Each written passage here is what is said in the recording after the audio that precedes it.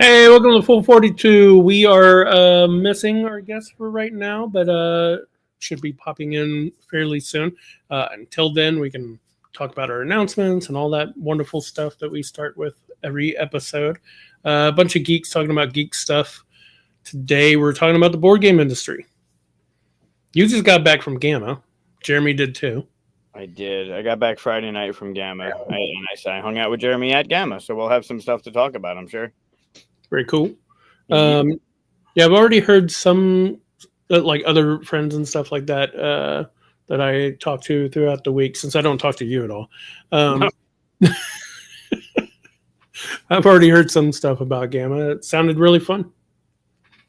Yeah, I mean, I can confirm or deny what you've heard, but I mean, it's a good show. It's a different show. It's a rejuvenating show. It's a frustrating show. It's got all those good things.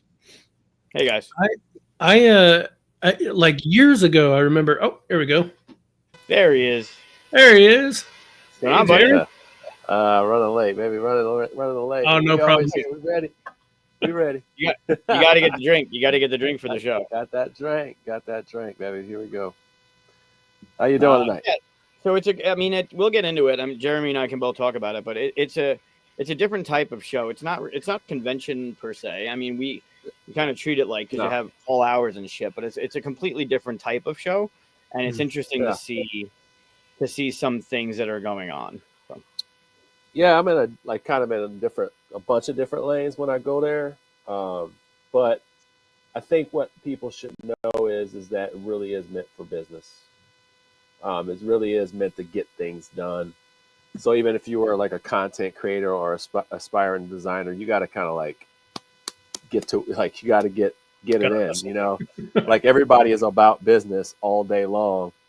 Every conversation is business. It's like catch up for 3 minutes, but then like, unlike Gen Con where everybody's like on the run, like to their next meeting, it's a lot more relaxed atmosphere as far as that goes because people are scheduling like a half an hour with you and they have a half an hour with you. So it's got to have purpose. Right. So it's like if you're pitching a game, you got to be prepared to give a full pitch, or actually like know how to play your game without stuttering, or being able to explain. So it's like if you're working on a pitch, now is the time to get your pitch down. If you're, like doing manufacturing and licensing like I am, you got to have your pitch down. You got to have product. You got to know what you're talking about. People ask you questions. You got to be informative and confident. If you're doing a panel for the first time, you got to be prepared because people are going to talk to you like crazy. They're going to ask questions. If it goes silent, you got to know how to carry a conversation. Mm-hmm. If you're a publisher, you got to be in sales mode. You got to be ready. That's the thing. You got to be ready because it's like people are going to have you all kinds of questions. If this is your first time publishing a game, you got to know what you're talking about. Otherwise, you're screwed. Otherwise, you're just here for the ride the first time, which is fine, which a lot of people are. They're there for the ride. They don't even know what to do. We had so many people come up to me and ask me like, hey, what do you do? Here. Well, I told them, I said, hey, you got two options. One, do nothing and just soak it in. Two, go to like a whole bunch of these panels and learn about what's about to go on in the industry because I didn't get a chance to do that. Some of them I'm going to share with you today because we're going to predict the future. Yeah, we're going to definitely predict the future. These two are going to predict the future. I'm going to just make stuff up because I didn't go to Gamma. So that's totally fine. But that's also not true. You have a finger on the pulse of the industry for different reasons. You see posts. But I'm in a different bubble. It is different, but it's still you can still predict with some knowledge. You're not throwing blind at a dartboard. Like you still have some stuff. Sure, but I've just spent the last 3 months doing test plays, like just my head down doing that kind of thing. Yeah. And then you're like, hey, what's going on in the industry? I'm like, I don't know, let me just make stuff up. Like I haven't been paying attention like you guys have. So sure. I mean, I still got stuff. It's just gonna be, made up. You take yourself out of the conversation. It's okay. Well, you can see where things are going though. Like that's another thing is like you get a pulse of like what publishers are looking for, what they're not nowadays. Right. And that's more important. It's like, hey, what are people really asking for? What types of games are seeming like they're hot right now? Right. I have that perspective too because I'm also trying to find games to localize and license. So it's like, what's the pulse over in China. Like it's different than here. Right. So that's a conversation we can go deep into. It's just a totally different market I didn't know about. So yeah. Someone, Eric's saying that there's kind of a high pitched noise coming from your mic. Oh, really? I hear it a little bit, but Oh, do you? I think it was that bad. Maybe I. Oh, Jesus. There you go. Jesus. And here's Jeremy's ceiling. This is how he operates. You know why? I'm probably sitting so close to my fan. You're picking it up. Let's see. I don't hear it. It could be a fan, yeah. You don't hear it? It's very slight. Like I didn't think anybody else would pick it up because I have my. Okay. I got the volume up. I didn't hear it. Was it Eric that said that? Eric probably hears a high pitched noise because Eric has a new baby and probably isn't sleeping. Oh yeah. Yeah, congrats, Pull it back. by the way.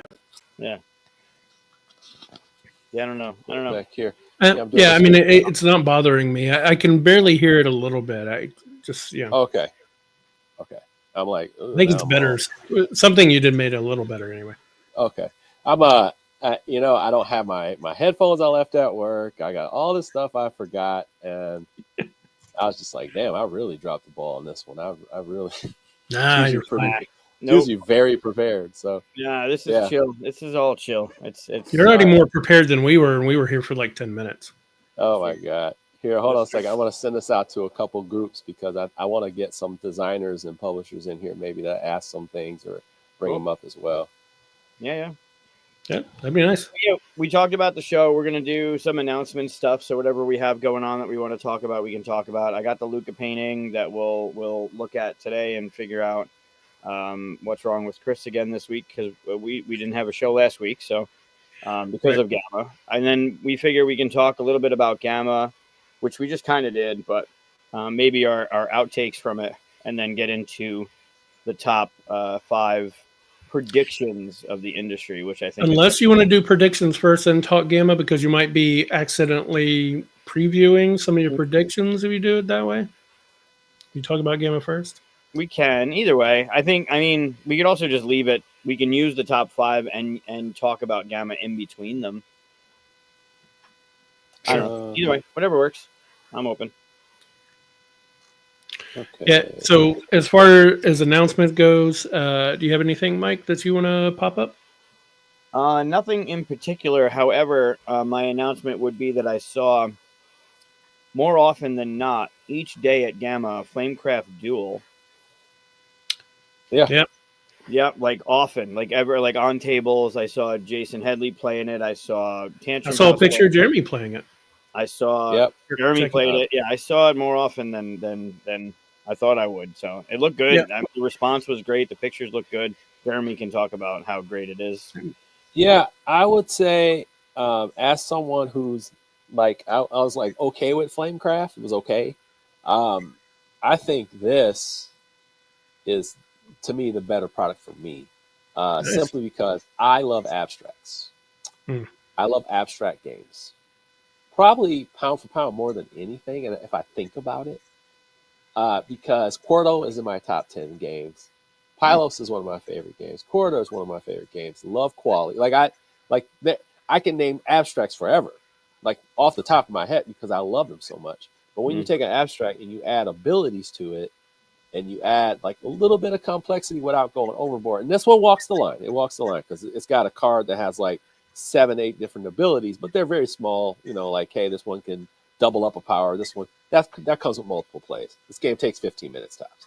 And you're fulfilling orders basically by having positions and stuff like that. So a little bit of duel, a little bit of harmonies in there, harmonies with powers. Yeah. So yeah, I think that one is going to be a massive hit. Massive. That's great. Nice. Yeah, Luke Laurie's been deving that one, and it's been great watching him and Manny working together. Like, talking about walking that line of is it too complex or just right kind of thing. That's what we've been doing for a while. I think they're finding that. they're finding that. Yeah, I think they found it. That's cool to hear. Nice. Yeah, I was pleasantly surprised. I tell you, that team, they just got it right. They got the right they're building the Avengers over there. They're getting, they're trying to start, I'm building a team, like that kind Well, of except for this guy. This guy's bringing it thing. down. Right. Yeah, I'm the So- Hawkeye. You're Hawkeye? I'm the Hawkeye. Hey, Hawkeye always has some cool shit to say at the right time, man. That's true. He always has something to say at the right time. It makes sense. While he's shooting a couple arrows, we know they're not really doing anything. Yeah. It's like, well, this one has Yeah. electricity. We're from another planet. This one has smoke. We're from another planet. We don't care about these. Yeah. Love it. Nobody Love ever thinks about that. I'm like, no, Hawkeye doesn't have anything that pierces anything from another planet. Okay? In the future, arrows don't exist for a reason, sir. That's why he shoots at the little eye holes of the helmets. Oh Mhm. my god! Mhm. Oh my god! Yeah, we No, know it's you horrible. never miss. It doesn't mean you kill anything. I'd love to do his kill count of like bad guys on Avengers versus like the Hulk or something like that. Of course, they just jump around. They only show him hit like his 5 and then Right. go somewhere else. But I'm sure some geek put it on some Reddit of how many kills Hawkeye has. I'm sure you can find it. That would be very interesting, actually. Like how many? kills by each Avenger? Like, Yeah, but that confirmed. giant like worm thing, it's got to count for like 100 guys, right? I mean, I'm Yeah. sure the buildings were cleared out. no, I mean like the big giant thing that the Hulk hits. Yeah. That's my secret cap.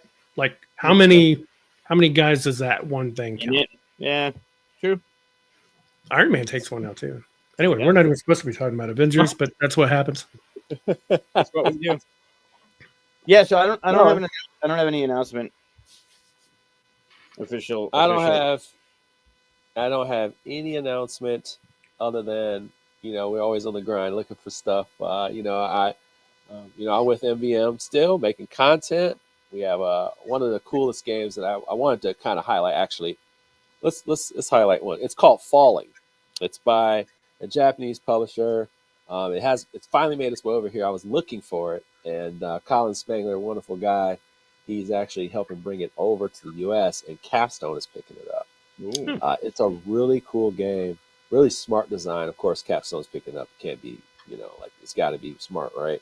Well, the game it's got the most ridiculous theme.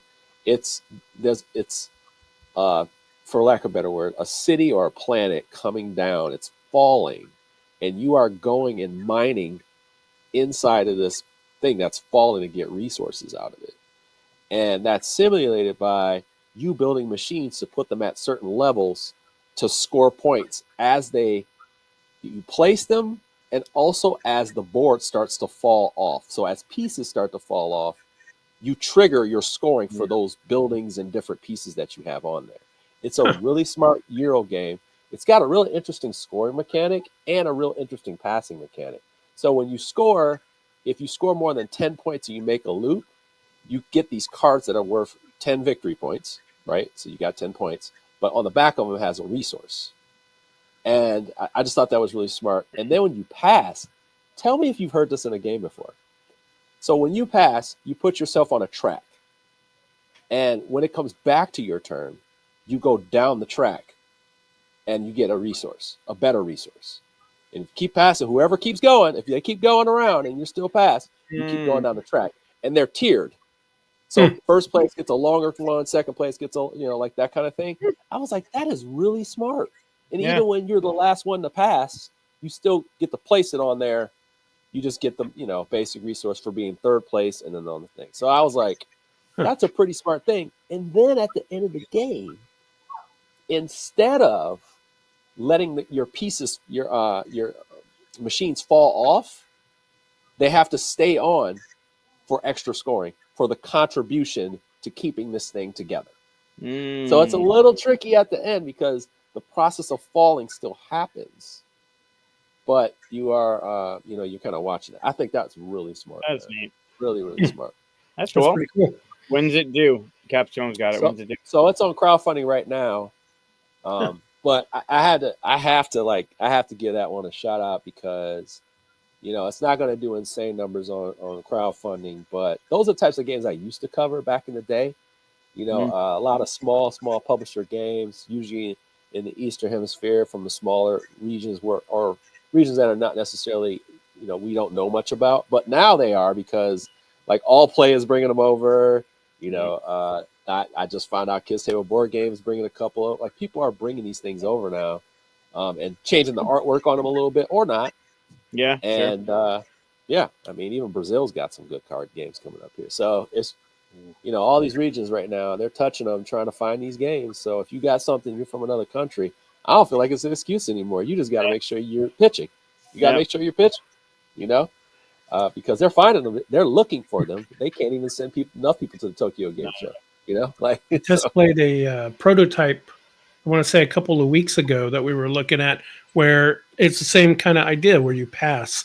But when it comes back around to you, if the other people are still going, you can say, I'm going to collect this resource that I've like put income basically. And so it makes the people like kind of go like, am I going to keep going? Because all these people are getting stuff every time I pass, It's really smart. And you get the most valuable resources to start out. So it's like the longer you wait, you're like, damn, dude, we might as well just pass. Like it's a thing, but that starts to turn on for next round. It's got a pretty interesting loop, man. I was like, I'm not sure about this, and then I started to play it again. I was just like, this is really smart. This is a smart game. So yeah, it paid off. It lived up to my little hype. And that's called Falling. Lived up to Falling. Falling. Cool. Yeah, I'll check it out. Yeah, I think it's on Kickstarter. Yeah, I think it's on Kickstarter. All right, and that's the list. Yeah, all you have to do is tell Mike just tell Mike a game title and he'll buy it. Yeah, not true. I listened to Jeremy turned me on to Comic Hunters. Back before, like the good copy. Thanks for that too, because that trickled down to me and I got it now too. Right. Thanks to Alan, who's on the show. Yeah, and Alan. Yep, it was Alan's fault. Alan was kind enough. So Alan in the chat there. Alan's from Costa Rica. Alan brought me a copy, a good copy. Okay. So and he mailed me. He mailed you. This is absolutely, I swear to you, no bullshit. Unless I'm literally remembering this wrong. So I'm in my first trip to Essen. I don't know where to go. I got there and I forgot to get exact instructions on how to get to where I was going. So I was like, I'm here. I'll take the train. Okay. So I was like, okay, I'll try this out. Right. Of course, damn near no English anywhere. Right. So I'm like, I don't know what to do. I get on it. I think it says where I'm supposed to go. So I get on there. I'm like, I'm sweating my guts out. Right. Guys next to me says, dude, he's like, you're going to S? I said, yeah. He said, well, I'm going on this train. I said, okay, we're good. So I was like explaining to him, da-da-da-da-da-da. He says he's the roommate of the guy who made Comic Hunt, who's like the publisher or whatever, like the publisher. He knows like he's a friend with him. I was like, are you kidding me? He's like, yes. He's like, it's interesting that you mentioned that. So then we actually play some of his games on the train or whatever. And I was just like, man, this is a small world. That's crazy. Like I just brought up Comic Hunters and he just was like, yeah, that used to be my roommate. I was like, what? That's cool. That's crazy. I was like, that's crazy. But yeah, man, it's a small world out there. I love that kind of stuff. I love when you go to conventions like that. You see people like that. I gotta make it out there eventually. Dude, you gotta go to Essen, man. Just one time. It's worth it at least one time. I've been there now 3 times. Little much, but a little much. 200 and something thousand people over what? 4 Man, days? it's a little much. I'm telling you, as much as a party person I am. Yeah. Yeah, I'm getting older, man. You held your own this weekend, though. I'm like, bro, I got to go. Oh yeah, I get my tank filled up. I get my tank ready for what I'm doing. Like even when I walked in the first day, Julia is sitting there. And she's like, I'm standing right by the door, and she goes, why are you standing there? And I take like a huge breath. I'm like, because I don't get this back. Once I said, I was like, I see 10 people I know and they know me, and we're going, it's it. Yeah. Like, it's game on. It's game on, even if it's friends, it's just game on. Yep. It's social. It's very social and it's business social. So you got to get ready for that. Yeah. And she wasn't used to it. It was her first time here from Italy. And that was interesting. And she actually did the con experience the right way. She went to all the panels Mm, and all that stuff. She didn't. I didn't see her half the time. yeah. She went to all panels and told me about all the stuff that's changing. So yeah, it was really interesting. Very, very interesting. Yeah, it's a whole nother world, and we could talk about it a little bit, but there's a whole those panels and the people that are talking. Like there's some really good, interesting, useful stuff out there, depending on what you are, right? If Right. you're in the industry as a designer, developer, if you're in the industry as a publisher or manufacturer or a content creator, like there's stuff out there that really can just drive some stuff. There's something for everybody there if you're willing to take it in. I Yep. mean, like, there's very few content creators there, but the ones that are there are really about business. Like they really go get it. They're Yep. go getters. And Yep. the ones I talked to, they're real go getters. They've been around for a while. They've been grinding it out. So it's just like, yo, like if you really want this, you have to take it seriously. If there's a level that you say you're trying to reach, you have to take it seriously. It doesn't happen by accident. It really happens through hard work. You Yep. know. And it's getting harder. Really. I mean, you really got to. And yes, and it's getting harder. That's the most important part. It's getting a lot harder, yo. Like, yeah, Yep. yeah, it's getting a lot harder. And, All right. Why don't we?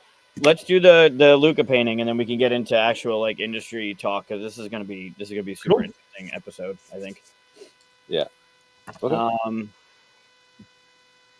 Yeah, standing room only. Oh yeah, they were as a back. I heard a story. There was a back to back. I don't think Andrew wasn't telling me. There was a back to back, and they kicked you out of the room to come back in, and they couldn't get like they were just gonna sit to the back to back, and they couldn't. They made everyone get out of the room and get back in line, and the person that was there for like whatever panel 1 couldn't get in for panel 2 because it was beyond standing room. They do that at Comic-Con, yeah. Some of them are crazy. Lord, yeah, that is wild work right there, buddy. Bonkers. You know, I will tell you, Gamma, as good as they are about trying to make changes and listening to people, they're always going to have their challenges. It's like one step forward, two steps back. And I can't blame them all the time because they can't come up with something for every contingency plan. Like, like it's like every business owner. Like, are you prepared for success, massive success? Or are you prepared for like when you tank? And most people are like worried about tanking, so they're worried about the backup plan versus like, what if you made $1 million today? Right. It's like, holy shit, like what do I do? Right. So it's like, what if you have a panel which you thought was going to be, mostly full? It's Asmodee, right? But then it's like, what if you had it and it was like back to back? And then, or like people were texting, like, you should come to this. It's really informative. And now everybody's coming, Yeah. That's tough, man. And it's like, of course, everybody's, butthurt about it because they want to get some of this knowledge. They want to be the first to have the scoop, or they want to hear what's valuable information about the industry changes. So I Do the understand. panels get recorded? I actually, yes. Now I'm not sure all of them get recorded, but yes, I heard people say that because it was like discussed in an email and brought up later. So I think most of them were recorded by someone out there. Yep. They're put up on the website afterwards, but in order to get that retailer thing that Andrew's talking about, you have to hit so many of them.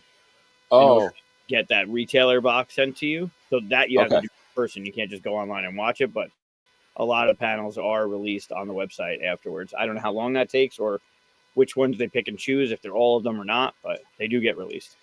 Yeah, that's a lot. That's just always going to be a thing. They're not prepared for a lot. And you can't be prepared for everything. Every one of those rooms has its space challenges, where things are located, everything. Like the location of some of this stuff got changed up, and I was like, where the hell is everything? So, and it's like, it used to be there. Now you have different conventions that are going on at the same time. So, we went to the bar like late night. I was just like, absolutely not, sir. Like it was a Sunday, and I was just like, absolutely not. Monday, absolutely not. No, Monday was crazy. Tuesday wasn't bad. Monday was ridiculously loud up there. That was the worst. That was the worst. So I was like, I'm good. I got my drink. I'm good. I got my bourbon. I was like, I'm good. I'll stay out of there. Yep.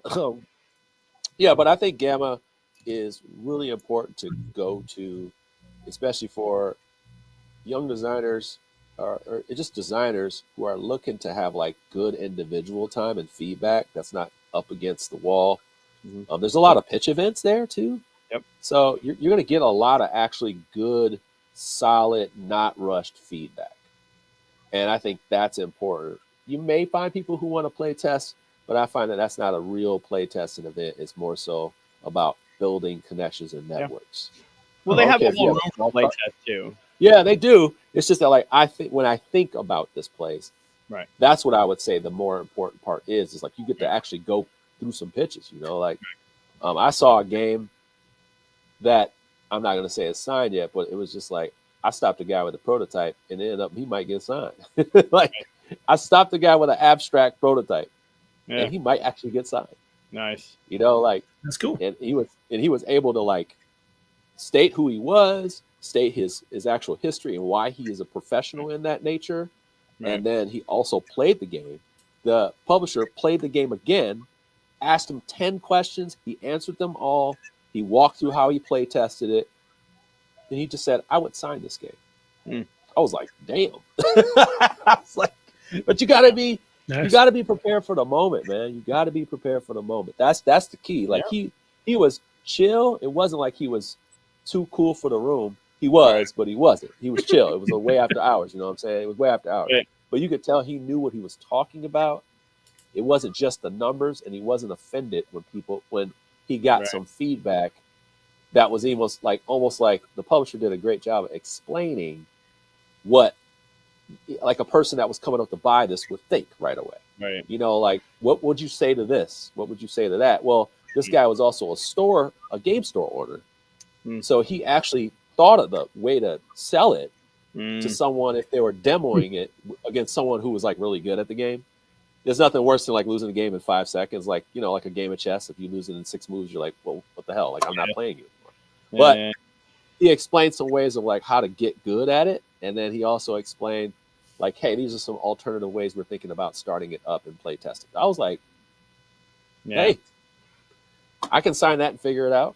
Right. Yeah. So it was solid. It's got marble. It's got, I was like, damn, he's got it. He's got something to start with here. So, look at 2 years ago when the last year that it was in Reno, look at all the hype that Ammon had on Gnome Hollow. Like that thing. Yeah, that man, was Jesus, the buzz. Everyone was talking about it. I think he had like. Man, I wanted to marry that guy. I was like, hey, can we work out something? Mm-hmm. Yeah, you look like you're going places there, buddy. No. He's doing well. He's doing well. You need a manager. Right.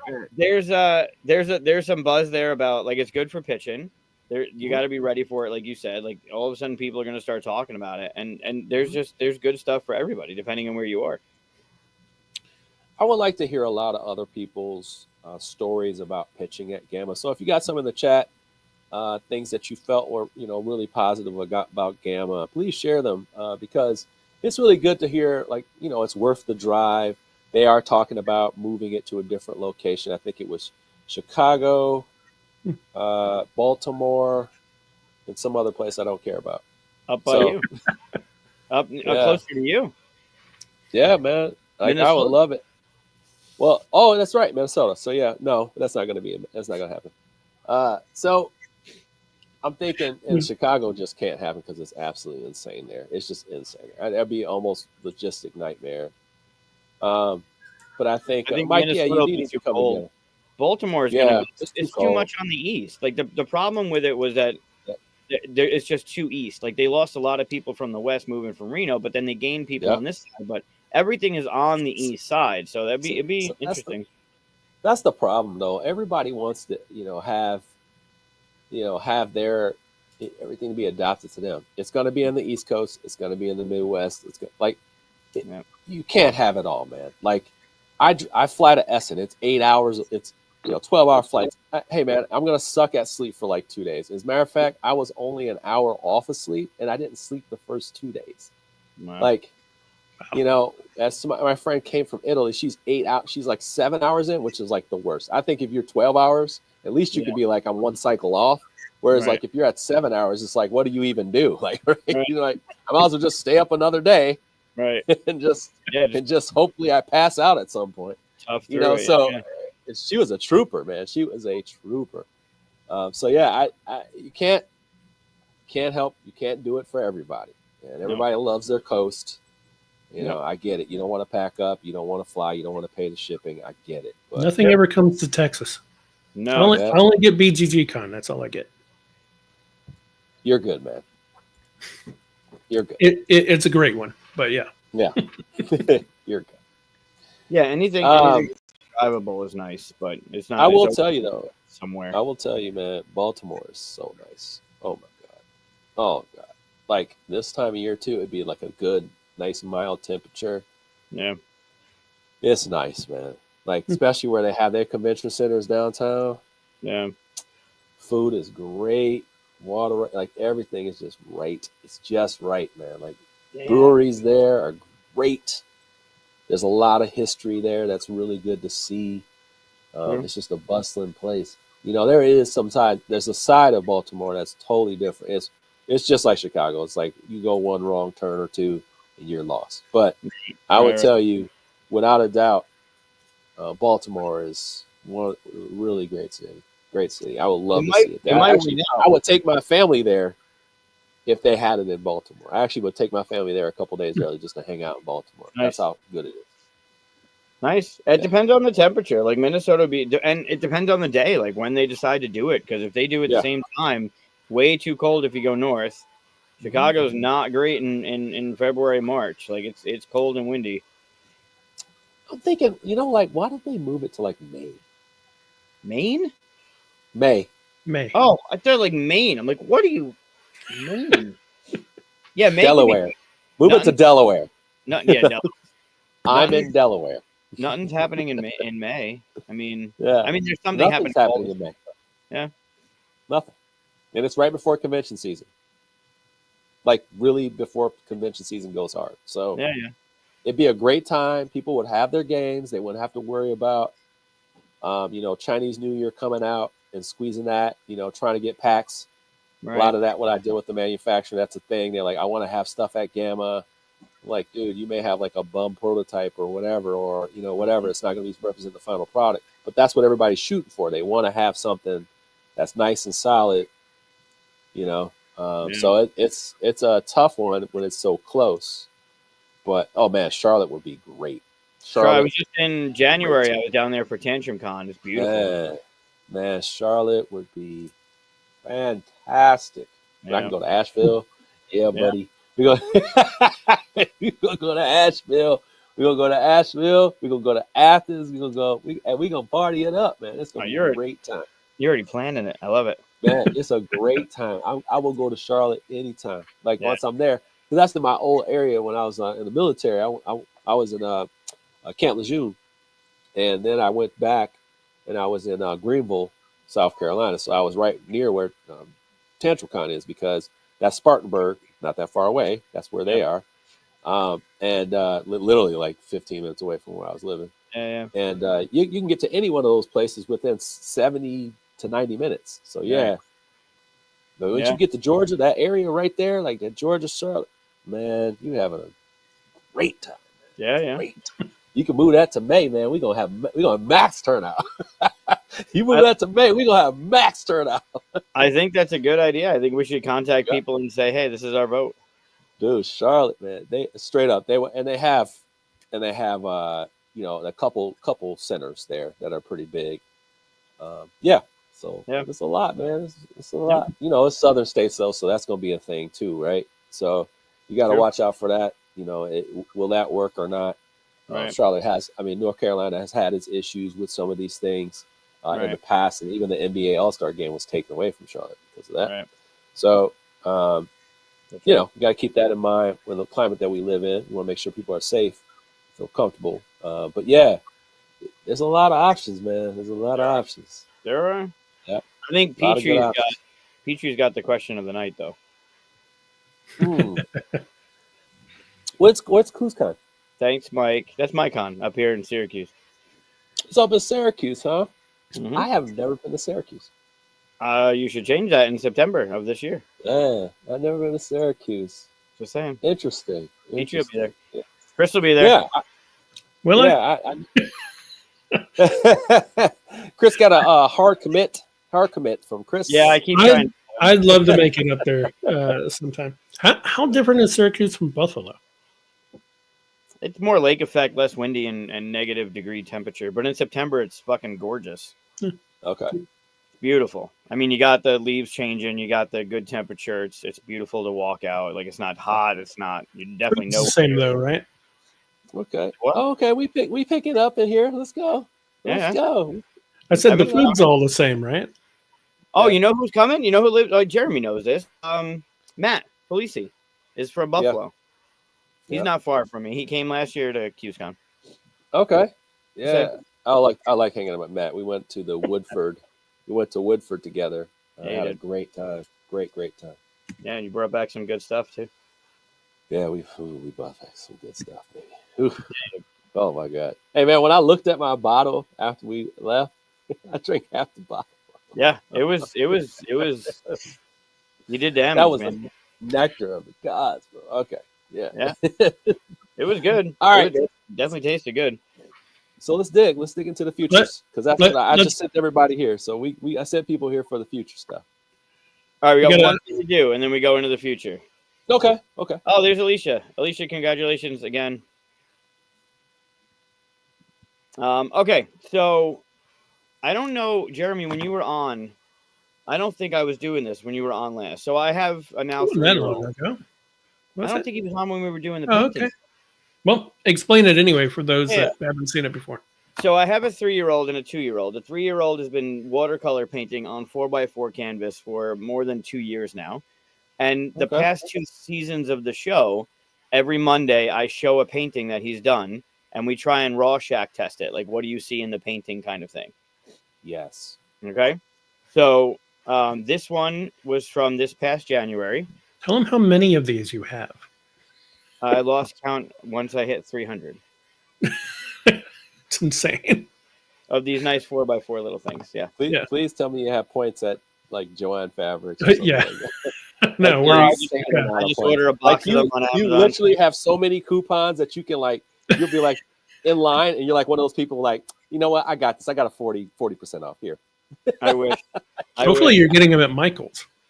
No, right. I get And them hopefully on you're getting it Amazon. at Michael's and you're like double scanning for, triple off coupons at this point. That's why they named it after him, because he keeps buying so many canvases. Yeah, that's why it's my store. Yeah, that's right. I'm keeping them in business. The It's problem is actually called Michael G's and we didn't Yeah. even know. the reason why Joanne's is going out of business is because I'm not It's called buying it. Michael G's. All right, so here's today's. This is from January, Okay. and this is today's painting. Oh, that's kind of cool. So Well, Yeah. in first of all, Flamecraft. Oh, Okay. Flamecraft. Little dragon The bread dragon. spitting out chocolate. all right. Feel me? All right. Do you feel me? I see. Yeah. It. Chocolate. Okay. Yours is so much nicer than my first thought. I should just Okay. leave it there, not say what mine was. It's very Yes. close, though. Basically, I was thinking teddy bear with a pink top hat throwing up. Okay. But the chocolate thing, so much better. We I got. tried to go Pikachu. full Nintendo with that, and yeah. I went Nintendo style with that one. I didn't want to go straight to the gutter. It's been worse. Yes. Pug with a pink Pug hat. with a pink hat. I like it. Okay. like it. I can see Yeah. that. The cartoon dog Spike's young kid wearing the tiny pink top hat. That pink top hat is in everybody. Five Nights at Freddy's is a good one. Yeah, Five Nights at Yep. Dog eats cat poop, then pukes it up. Story of my life back in the day. Oh God. Honey bear wearing red top hat. Yep. Wow. That's All good right. stuff. Winnie the Pooh. Yeah, that's a good one. Oh, I like a boo from Aladdin. Good Pooh, job. yeah. Hello, Brandon. How are you doing? Good night. Good evening. Pikachu in the top hat. Yep. Brown mouse with spinning legs, animation rubbing. Okay. That's fun.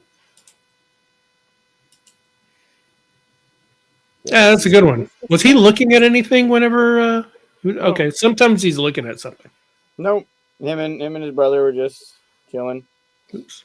I think at some point, I think after you get like that many, they get past the point of like what they saw and they just start interpreting it.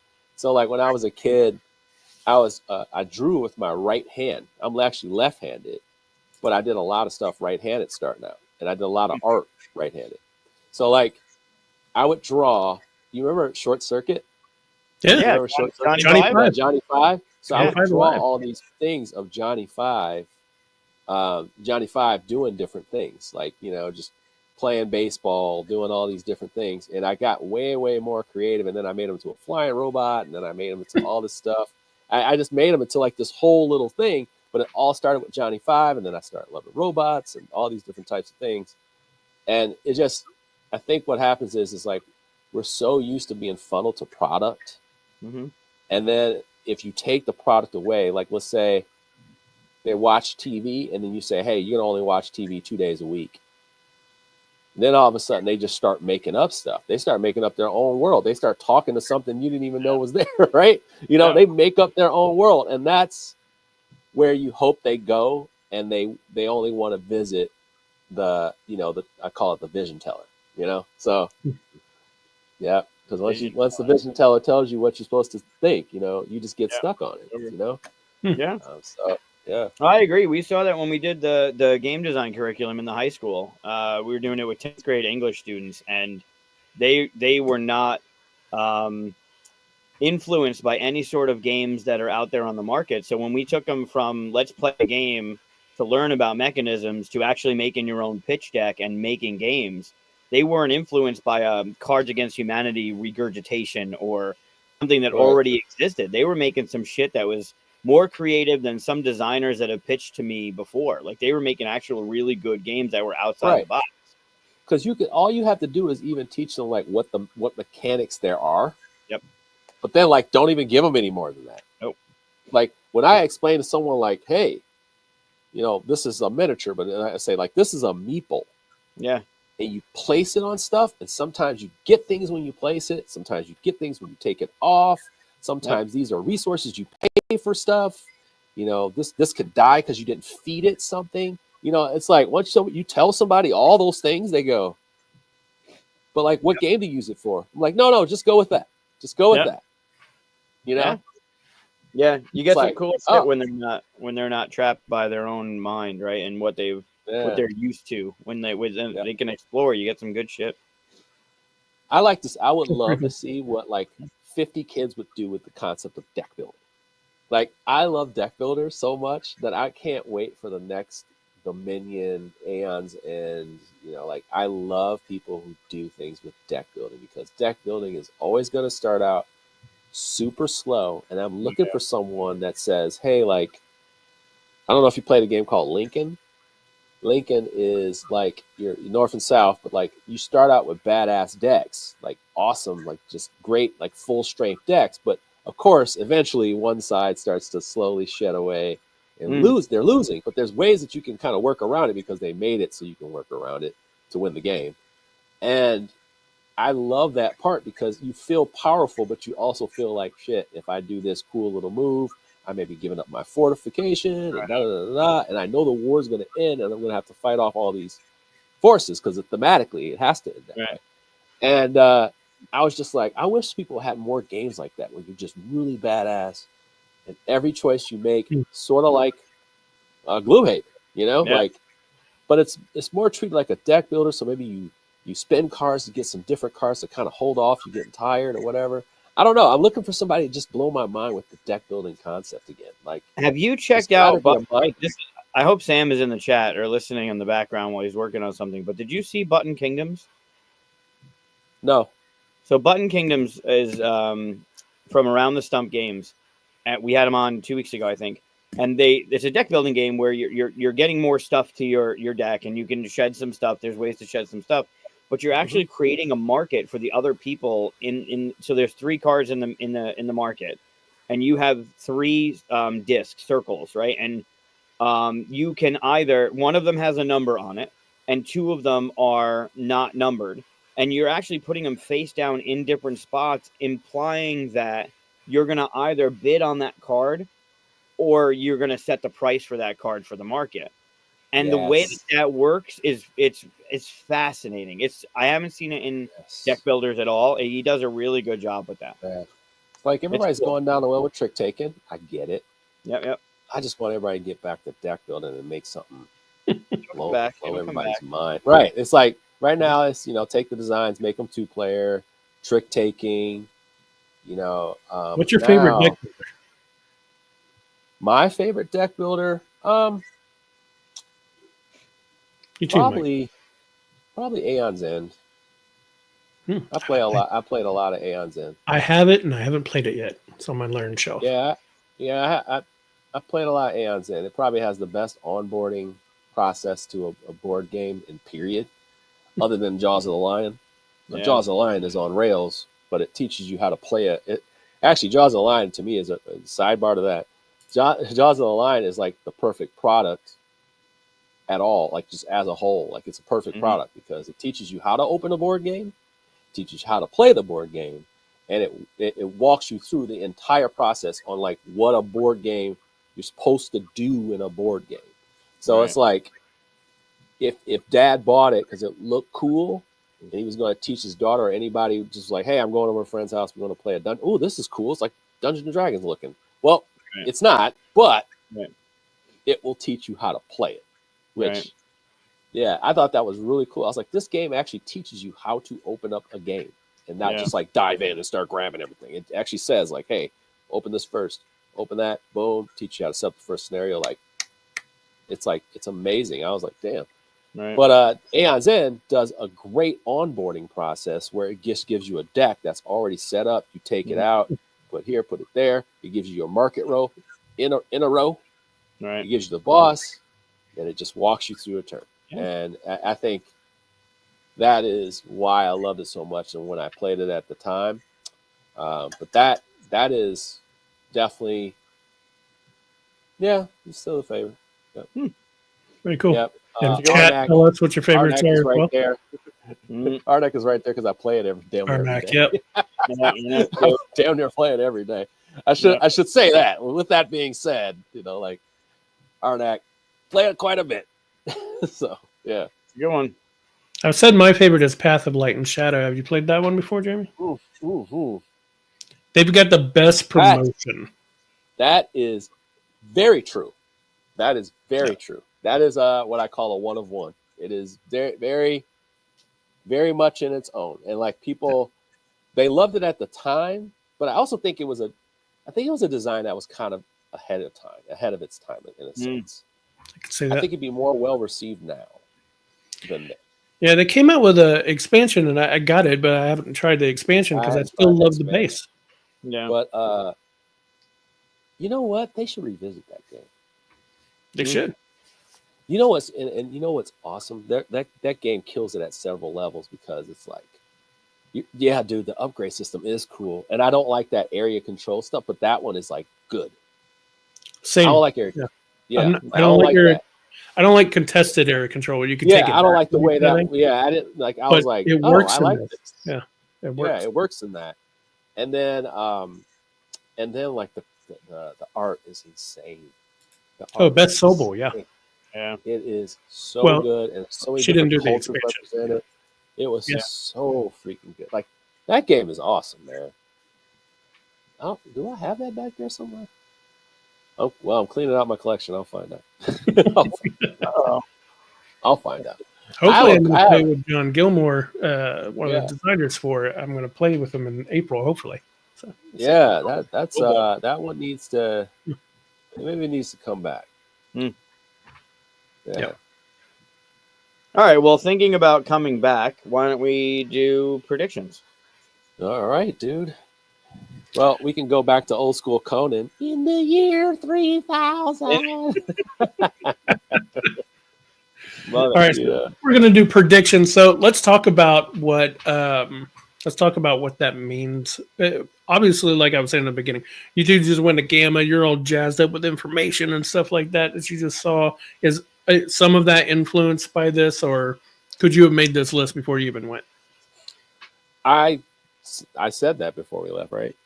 I think I said in the future before we even left. So Yeah, no, you picked this. I like to before look we to went the I like to look to the future simply because I like to at least plan for what I think is coming. Mhm. And I tend to not react to things. I just take what's there and try to say what I think is going to stick around, Mm. what could get, where it's at. Will it fade away? Will it get worse? Will it get like way better? Or will it create something that we're not expecting? And I feel like the ones that I have here, I mean, you never know, man. Like you don't know. There's some good ones. These are some you don't know. I got some softball ones and I got some big ones. Okay. Nice. Pretty good. I got some softballs. You want to So, start with softballs first? well, I'm curious where Chris came from because you and I were at Gamma. Gamma did not influence me at all. I went to no panels. I didn't Yeah. go to any seminars. I was playtesting some stuff. I was pitched some stuff. I was in the hall with retailers coming up and talking to them about like what sells in their store and stuff like that. But none of what happened this past week influenced the list. I would have been able to come up with this list if Gamma was not last week. But you, on the other hand, did not go to Gamma. So Yeah. how did you approach this list? Yeah, Abby? yeah. Sorry, you are talking to me. Yes. In my head, I was like, "Wait, Jeremy just said he went to Gamma. Why are you I- saying you didn't go to Gamma?" Because you're talking to me. This I shows. approached it. Yeah, I know. I'm not listening to you. You don't listen. I approached the list and just kind of like looking at trends, things that I already thought ahead of time. Obviously, there's some, you know, business industry stuff that we're all aware of. There's going to be probably a crossover between all of us, and some degree or another of how it'll affect the industry, right? Right. So stuff like that. Yeah, and of course, I don't have any order. What order would you put these in? No, I don't Yeah. either. I just put it no up order. there. So, Where Okay, we go with that's 3 shows in a row. You haven't put your shit in an order. I think that's 3 in a row now. You haven't ordered. we've had weird list for the last time.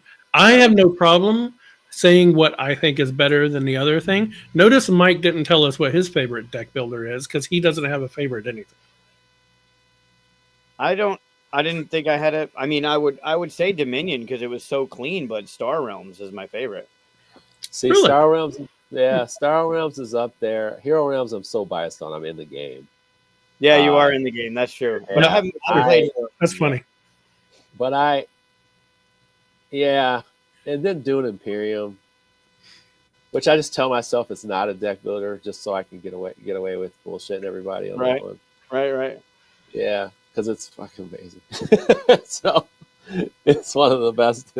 It's actually like one of the best worker placement games in a sense too. So it's like it's so tight, it's so aggressive, and it just works. Like I don't know why. That is an amazing game. But that's how I feel about Arnak. It's like once you play it as much as I have, it opens up so much, and it reminds you how much you can do with just so little, and create so many options, even just off the base game with nothing extra. Like I haven't played the latest expansion on it. Have you? Dude, the expansions just make the games infinitely. I love the better. leader game, but I haven't played the the characters one, the expeditions one with those, so amazing. And that game is a gift that keeps on giving. That expansion that got the big box that just got announced, and the new board they just started showing on they're starting to show on their social media. It's a huge snake board, and it's got black tablet resources now. So I cannot wait to see it. I will be making some phone calls. Got to get my hands on that one early. Play it 1,000 times. So, got to get my hands on that one early. I have to. That's one of my favorite games. I just played it today. I'm getting shouted at. So. Yeah, you are. Getting heckled from the crowd. Yep. Yeah. All right. They're not in order, so let's Jeremy, you want to go with the first one out of the gate? All right, we're going to go with some softball stuff. You ready? Okay. All right. I think board games, due to something else we're going to talk about, will have actual collector's value. So I feel like board games ain't worth shit. Okay, like if your most expensive board game is like worth $500, $700, that's nothing. That's nothing. Okay, there are basketball cards that are worth more than your board game. That's Okay, also true. if your parents died today, if you died today, Mike, nobody's gonna know what to sell your stuff for. Okay, but Accurate. I feel like the climate is going to change in the next, maybe let's just say 10 years. Let's just go there. Let's say about 10 years. There are going to be more people playing board games now than ever, and they're going to be trying to track down the games that we have behind us. That generation will pay big money for board games. That generation will also pay more for Magic cards than ever before, more for Pokemon cards than ever before, because I think the market's just going to go super high. I think everybody thinks it's high now. I think it's going to be insane later on. I just think people think right now they have something that's worth a ton, and I'm like, it's not at all. Like your game that is like even worth $200. Somebody is trying to get you down to pay $100 for it, and that alone tells you that the market ain't ready for what you think it is. So, it's a lot of come on pushers out there that's sitting on that $750 pledge more than ever now. So. I just feel like there's a time about 10 years from now where somebody's going to want Kabuto Sumo and it's not going to be in print anymore, and they would pay me $150 for it because it will actually have value. But people are so busy selling like crazy, selling, buying, selling. I think that's going to change. Yeah, I think that's going to change quite a bit. That's interesting. Because of what we're going to talk about later. I usually think about games as not a product, but even though I make the product, but not a product, but kind of like an experience that you're paying for, like going to the movies. So I don't ever think of it that way. Whenever I pay $40, I'm like, well, 5 of my friends for whatever amount of hours, how many times I'm going to play this, get to have fun. So that's worth that much money. But yeah, I agree with you. I think board games are about experiences, and that's what I look forward to most. But I'm also spending my money on them. Oh no, I agree. I was just saying, like I'm also spending my money on them, which is my perceived value, and also like what do I get out of that experience for my, whatever, right? So it's like, I feel like that's the thing. It's like at some point down the line, someone said movies aren't worth the experience; they'd rather just sit at home. So with board games, I think we're going to value these very rare scenarios where we can get people together, because it's rare for a lot of people. They're hoping they have a group, but I think more than ever, we're going to be so freaking disconnected, that to get people together will be damn near impossible. And people think it's not. Some people think it is impossible. I'm sure there's people in Montana who cannot find the game group, right? But shout out to Montana. I don't even know 3 cities in Montana, but what I would say is like it will be difficult. I think it's like because of that, the games that you covet, I think people are going to be like, I want that game. I'll pay $500 for that experience. And there's some proof. Like Kingdom Death Monster always sells for $450. Nobody bats an eye. So, and it only goes up. It was $300 when I got into the hobby. Right. It's $450. Yep. $450. Nobody bats an eye. Yeah, I'm with you, Shannon. I mean, that's why I started the convention. I mean, my collection's up near or over unofficially 6,000 board games. I mean, it's keep buying more. Mm-hmm. Oh my God! Yeah, Jeremy, he doesn't need any more encouragement to keep buying board games. What the hell is wrong with you? Jesus, Mike! I run a convention. It's for the hobby. It's not for me. I'm gonna wait this shit out. I'm cardboard rich. That's right, baby. That cardboard, them cardboard and cube gold, baby. Yep. Like what? What? Yep, good one. Go to Mikey G's. I have it. No, that's a good one. That's a good pick. Coming in light early. All right. Are we going around to me? Sure, yeah. Go ahead. All right, I got I'll go ahead and touch on the higher prices, less. What's the best word? Fluff.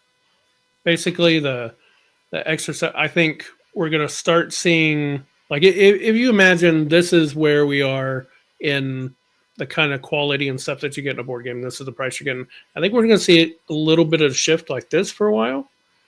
Obviously, because we're going to have tariffs and shipping and all that stuff, but also material costs and really, honestly, the prices for board games right now are probably lower than they should be for what they haven't really risen in the industry as everything else has, right? So once they catch up, prices never go back down, right? And you're already seeing it in like Kickstarters and crowdfunding and stuff like that. Those games are way more than they used to be. I'm seeing a game that I normally think was like 45 being 65 or 75, and that's not deluxe in crowdfunding and stuff. And that's probably really honestly what they need and what MSRP should be. But I think we're just at the beginning where we're starting to see it go up. And, you know, things have to adjust how they have to adjust, unfortunately. But I think we're going to start, because those prices are going up and everybody wants basically to keep those prices as much down as they can as they go up. I think you're going to start cutting out certain things like, you know, there's a good, yeah, you could have had double boards and all that stuff, but this time we're just going to do this kind of board. Yeah, I think there's going to be some minor changes that you probably don't even know are missing yet. But dude, I think you just read my mind, because the reason why the board game values are going to go up is because they're going to be so amazingly produced compared to what's going to be on the market moving forward. Yeah. So I do think we're going to take it down a lot. It's going to take time to do that, but it's going to take like it's going to take like a handful of very, very good games, like all timers that are like, damn, you didn't have to do that much. Like Dune Imperium could have done that.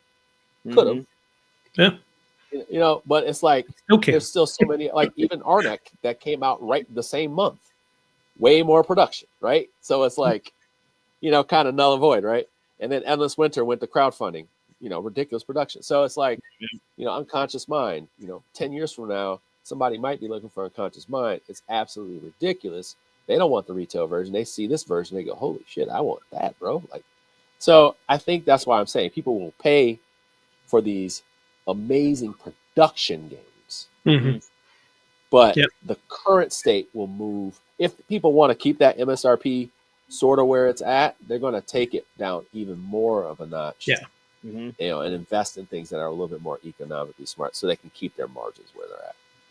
Yeah. I mean, it's the only smart way to fight it, right? Because the companies can't eat the extra costs and stuff. It's a tight margin, this industry. So. I will tell you though, some people, it is not that tight of a margin at all. Some people are doing very well. Some people are doing very well, and I tell you, there's some actual people who there's actually publishers that talk about that. It's really just it's literally like how often you ship, the materials you choose, you know, of course, consistency, how much are you ordering at once, those types of things. If you repeat these patterns, and I was just talking to somebody about advertising, and I could not believe the numbers I was hearing. And the thing is because they put in that much money, they were getting insane returns on it. And I was just like, I don't know if anybody can take that risk, but their results are because they put that much money in it. So it ended up working all out. And I was like, damn, that's interesting. You know, like it's just so it's, you know, it's not always the same for everybody, but at the same time, usually it has to do with a lot over. I got 1,000 print run. You know? I mean, caution to creators, right? It's not like you could throw all this money into advertising, but it has to. All the advertising has to be supported by a bunch of other stuff, audience building and stuff like that.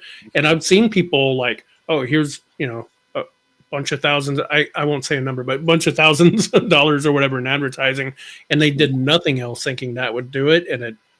Right. I've seen it too. So I see some projects funded. I see some projects right now, and I'm just like, damn, dude, I don't know if you're getting ROI on that, bro. But hey, you might get past your Mendoza line, you know, for your print run. So if you know, you know. I'm sorry. I gotcha. Yeah, man. That's a really good conversation. Go ahead. Well, to go off kind of what you were talking about. I think you said specifically, and leading off what Jeremy was just saying, you said specifically to keep MSRP at a certain level, they're going to have to do something. I think the first one that I wrote down was higher MSRP.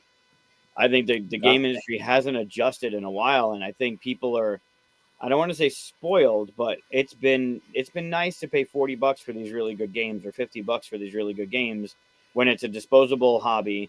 And I've seen some of the margins. Some people are doing well, but it's for these publishers to make some money when everyone's taking $1 for this and $1 for that and $1.50 for this. I mean, it's closing these, it's choking them out. And I think they're going to have to, especially with containers, like we saw it during COVID.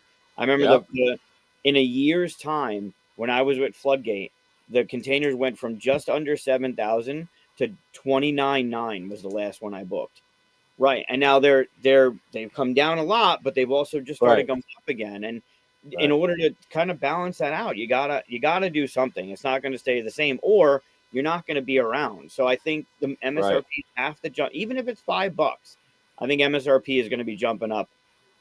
So it's that model, right? The 0, $4.99, $9.99 model, right? So it's like, some people just do the 0 because they don't want to make it, sound overpriced. But it's like you're seeing a lot of these card games in that $4.99, $34.99, $24.99, and they're trying to, retailers are trying to keep it under 20 for those, So it's a lot, but also when you get to these euros, before you get to like when you get to this box, you're walking the line, right? You know what's in here, right? Cards and a couple cubes, but it's like, is this 34 or is this 40?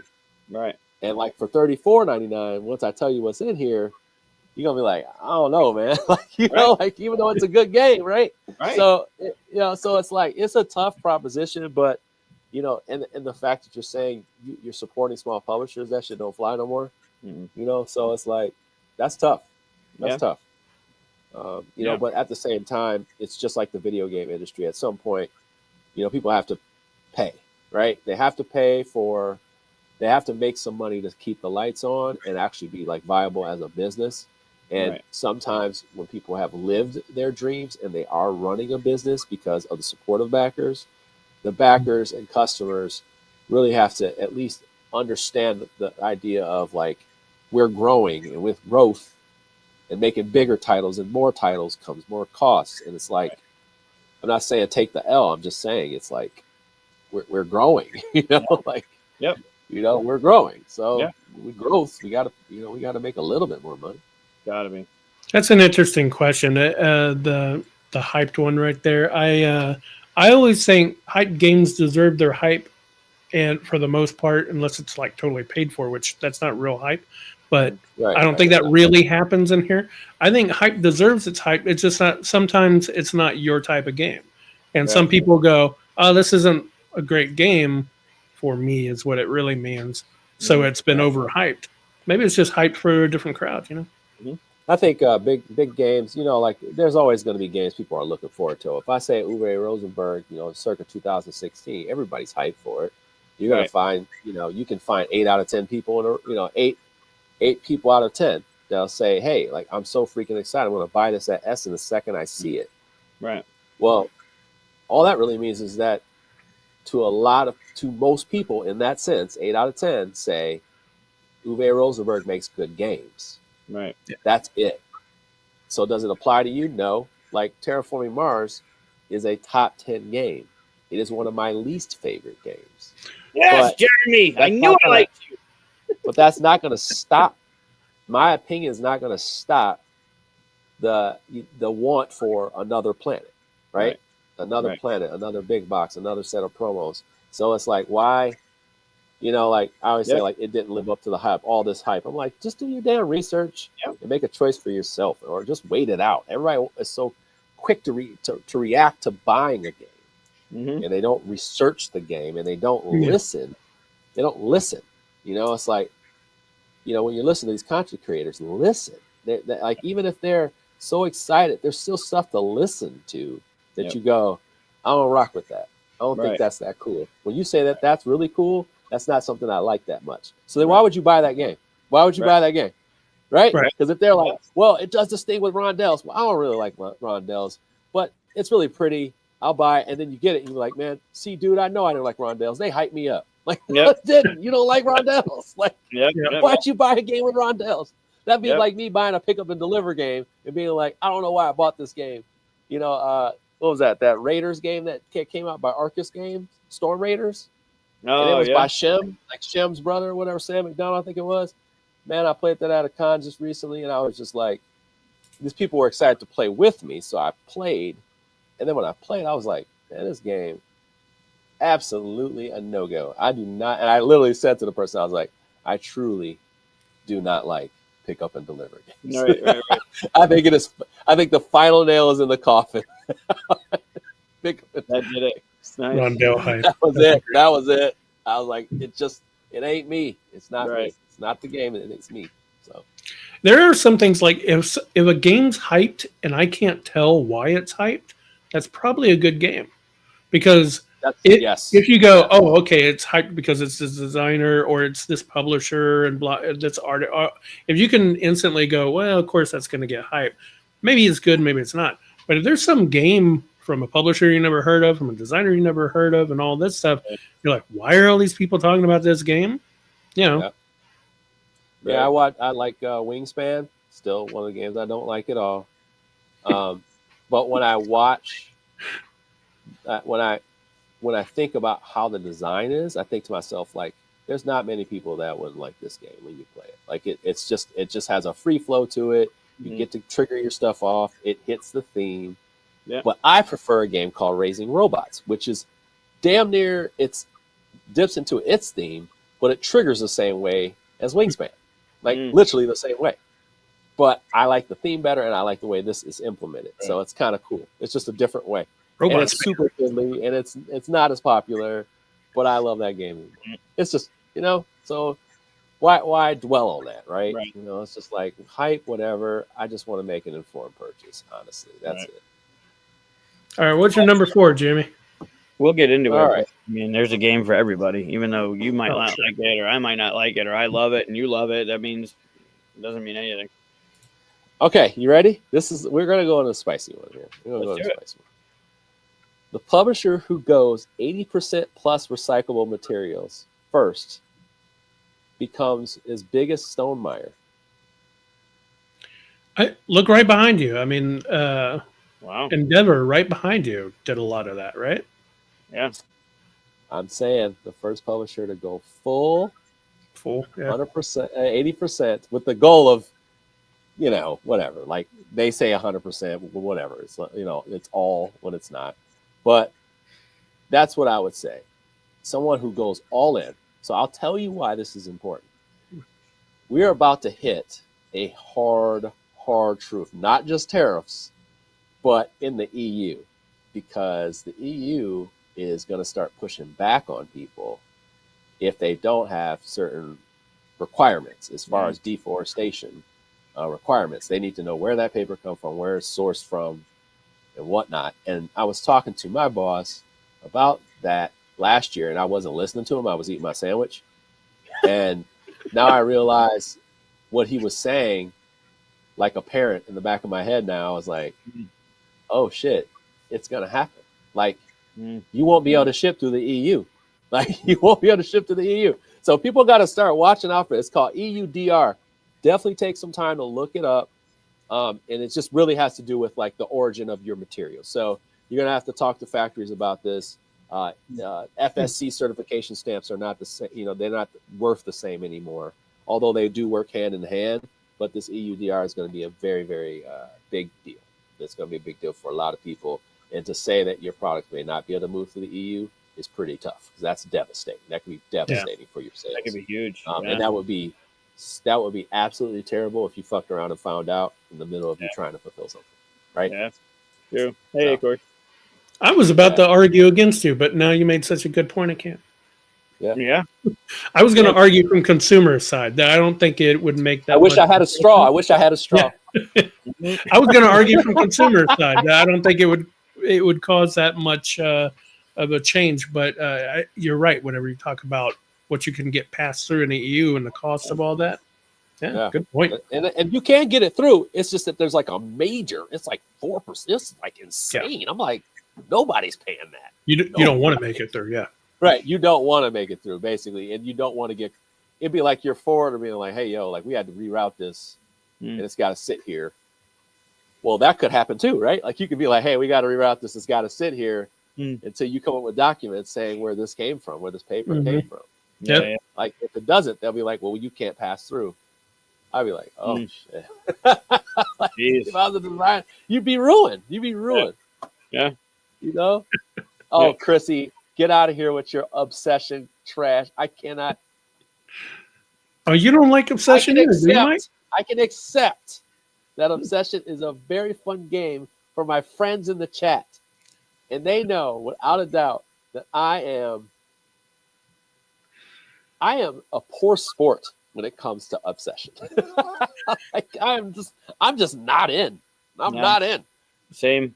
I haven't played, so it overstays. It overstays over here. stuff. I don't like the theme, and it overstays. It's not. It overstays its welcome, is what it is. I think right away. I'm like, this game is too damn long, bro. Like, Even the short version, the long version is ridiculous. I wanted to kill myself, but the short version is just. Are you kidding me? These people play this game this long? Yep. But yeah, I do think the hobby is moving towards that. I don't think everybody has to, but I think the people who move in early and really lean into that and show that they're at the forefront of that.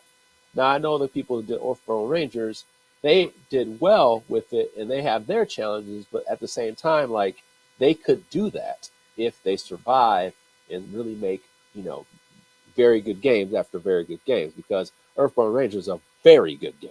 Yeah. And it's going to be a lifestyle game for them. So they got their one SKU right away. As a matter of fact, I don't think they have enough out on the market is what the problem is. So they have a problem, like the other problem that the publishers have. They don't have enough copies out there. Right. So, and that's a good problem to have more than like too much inventory, right? So, yeah, I think whoever is at the forefront of that really leans into it and pays the money up front early. That could be a lot of money, or somebody like Asmodee beats them to it. I think Endeavor Deep Sea is like taking the first steps in there, right? Yeah, Endeavor Deep Sea, but like that's so costly, man. That's a deluxe edition. Like that's a lot of money, man. That mold alone. Shit, man. Sorry, Mike, what were you gonna say? Do you think that mold alone, bro? if you let's say we own a company and we go 80%, right? Like we're the one we're gonna start promoting it that's where we are. Our company, that's what we're doing. Do you think that translates to the customer right now? Or is it because of the that was gonna be my argument, yeah. I think you start out with leaning into it. You have a game that's thematically like that. So let's say we launch with Endeavor Deep Sea. Right? We launched with Endeavor Deep Sea. Or we launched with CMYK, right? Right. So we launched with one of those two titles. Now we're good, right? We're good. We're leaning in. How do we promote our next title knowing we have the backing of other people? Right. Now it's how you promote the next title that's important. The reprint is there. We're going to get the reprint, right? We're going to get the reprint. But how, let's say it reviews well, like both those games did. So it's like, okay, we got the reprint. But like, how are we going to promote the next product to make it like even higher? Maybe we start with a card game that's got really cool like wood cards or something like that, right? Like maybe we make a really cool Anatoma or something like that. Like something, just something crazy. Yeah. And people really latch on to it. But then our next product is Endeavor. Like you do it like that. You start small and then maybe you go like Endeavor next, It's like, oh shit, these guys are doing something very different, and I think that is a good way to do it. Or you just start adding these, like you take a Euro and make all these FSC components as upgrades for it. So that could be a new way to do it too for people who have already leaned in. So let's say Stonemeyer says, hey, like we're going to do all recyclable version of Wingspan, let's just do it that way.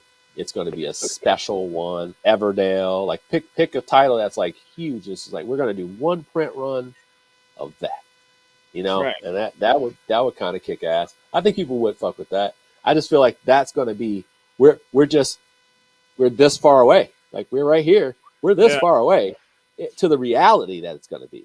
If Right, you're right. ahead of it and you've been doing it, people are going to be like, well, I fuck with them. Like, I want to own some of their games, like that, right? Right. So you may not get the sales right away. You may get the like, yay, rah, rah, rah. And then other people will be like, man, this shipping is too damn much, like, or the cost is too much. But Sure. I think if you have a good game, they will come. And Earthborn Rangers is a good example of that because it's too expensive for a card game. But if the game is great, they will come. So, Right. Good point. Interesting. Yeah. Good. All right. So my number 4 goes into technology a little bit. It is.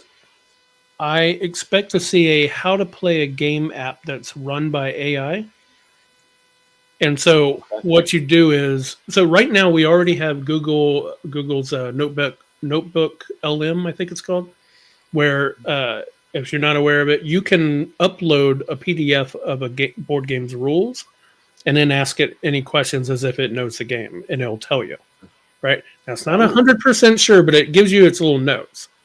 Like if you put Andromeda's Edge rules in there, and then say, hey, what happens whenever I do this and that, it'll go, oh, you do this and that. It doesn't tell you, like, it doesn't read back the rules to you. It tells you in a normal conversation as if you're asking a friend, right? So I think at some point someone's going to create an app that not only can you just ask it questions, but you can say, hey, teach me this game. And it actually teaches you that game as if you have a person in front of you. And you can even stop and go, wait, where do I get the card? And goes, you get it from over here. You go, oh, okay, continue. Now, we're going to see a lot of bad apps try it for a while. But eventually there's going to be a great app where you don't need a rule book anymore. You just get the thing, and it's probably already loaded on there if the publisher is working with the app. And you just go, hey, teach me this game. So there's a game that's working with that. It's called eRune. eRune, you can go on the app, you can play the game, and while you're playing the game, you can ask it to say rules. Like, you can ask the rules, and you can like interact with it and say, hey, like, I want to do this / attack, blah blah blah. But it'll even say, like, I want to talk to this person. You say what you want or look for a rule. Well, that's it will find it. It's absolute trash. Okay, but that's one of the best. The second one is supposed to be very clean. So I'm really excited to hear about it because it was like very robotic and it just didn't understand the script that you were saying. Your voice inflection mattered. So and it was like you had to say keywords. So truly, you could tell you had to say keywords. It's almost like when Google first started with theirs. But like now I've heard it's very fluent because Ryan did the preview for that one and it sounded way smoother and easier, like you could talk to it. So I think that's coming. I was going to say, though, there will be, speaking of technology, we'll piggyback off yours. I just put AI as the future, but I'm going to give you two things. One, there will be, AI art will be fully accepted by the industry. And when I say fully accepted, I mean 75% or higher. Because big name publishers will slowly adopt that shit in there. It will help with timelines. It will help with timelines and cost. And it'll become more like entrenched in what we do anyway. Because it's already entrenched in the art that's going on anyway. I mean, as a whole, like just overall, with emblems, people are making emblems with AI. People are, doing all kinds of stuff with AI.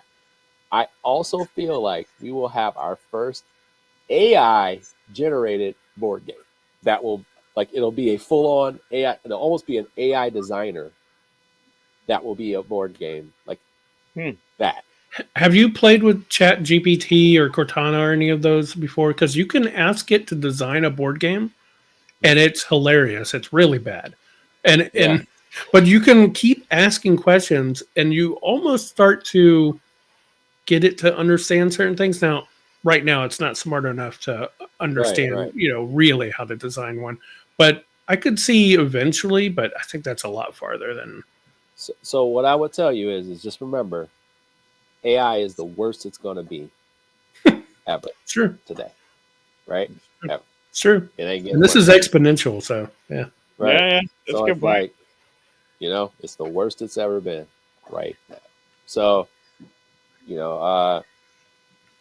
it's just, I don't think people. As a matter of fact, I think there'll be a couple fraud designers that might slip by. And they might have already slipped by. They might, whatever. They may have had a shitty game from ChatGPT. People are like, this is shit. But I do think that will happen. Like, there will be a designer, and you'll be like, that shit don't check out. Like, what if it was Uwe Rosenberg, dude? Like, what if he like made a game, and it was like, you'd be like, that math doesn't fucking work out. And then you're like, why would he do that? This is Uwe. And then you're like, you know what? Let me go on chat. Let me go on whatever it is at the time. And then you're like, this motherfucker stole that. Like, that'd be wild work. Yeah. That'd be wild work. You could have AI design, but I think it'd still have to be human developed, at least for a long, long time. Sure. Yes, but you also got to realize, no matter what AI says or what it does or what it calculates or estimates what people will do based off a lot of things, you cannot replicate what inspires people. Right. You just can't. Like, it's like a thing, It's like, what's inspiring me right now? Well, I'm having a shitty day. You know what inspired me? This, right? Or like, hey, I think that's beautiful because, it's after the rain, and I like it when it's after the rain, and I get to see this misty, this dew. And you're like, I hate the fucking rain. I don't even want to be outside. So it's like AI can generate a lot of things. It's like, I like that rainy future shit that's like in Blade Runner, and you're like, I fucking hate Blade Runner. Right? Like, so that's the thing. It can't do. It might be a creative experience for you, but as long as you have masses of people with different opinions, different level art styles, it'll never change. Right. Like, some people hate Vincent Dutrait's artwork. They just hate it. So I can replicate it with AI all I want. But if you don't like Vincent Dutrait, like art, it doesn't matter if it's AI or not. Right. Yeah.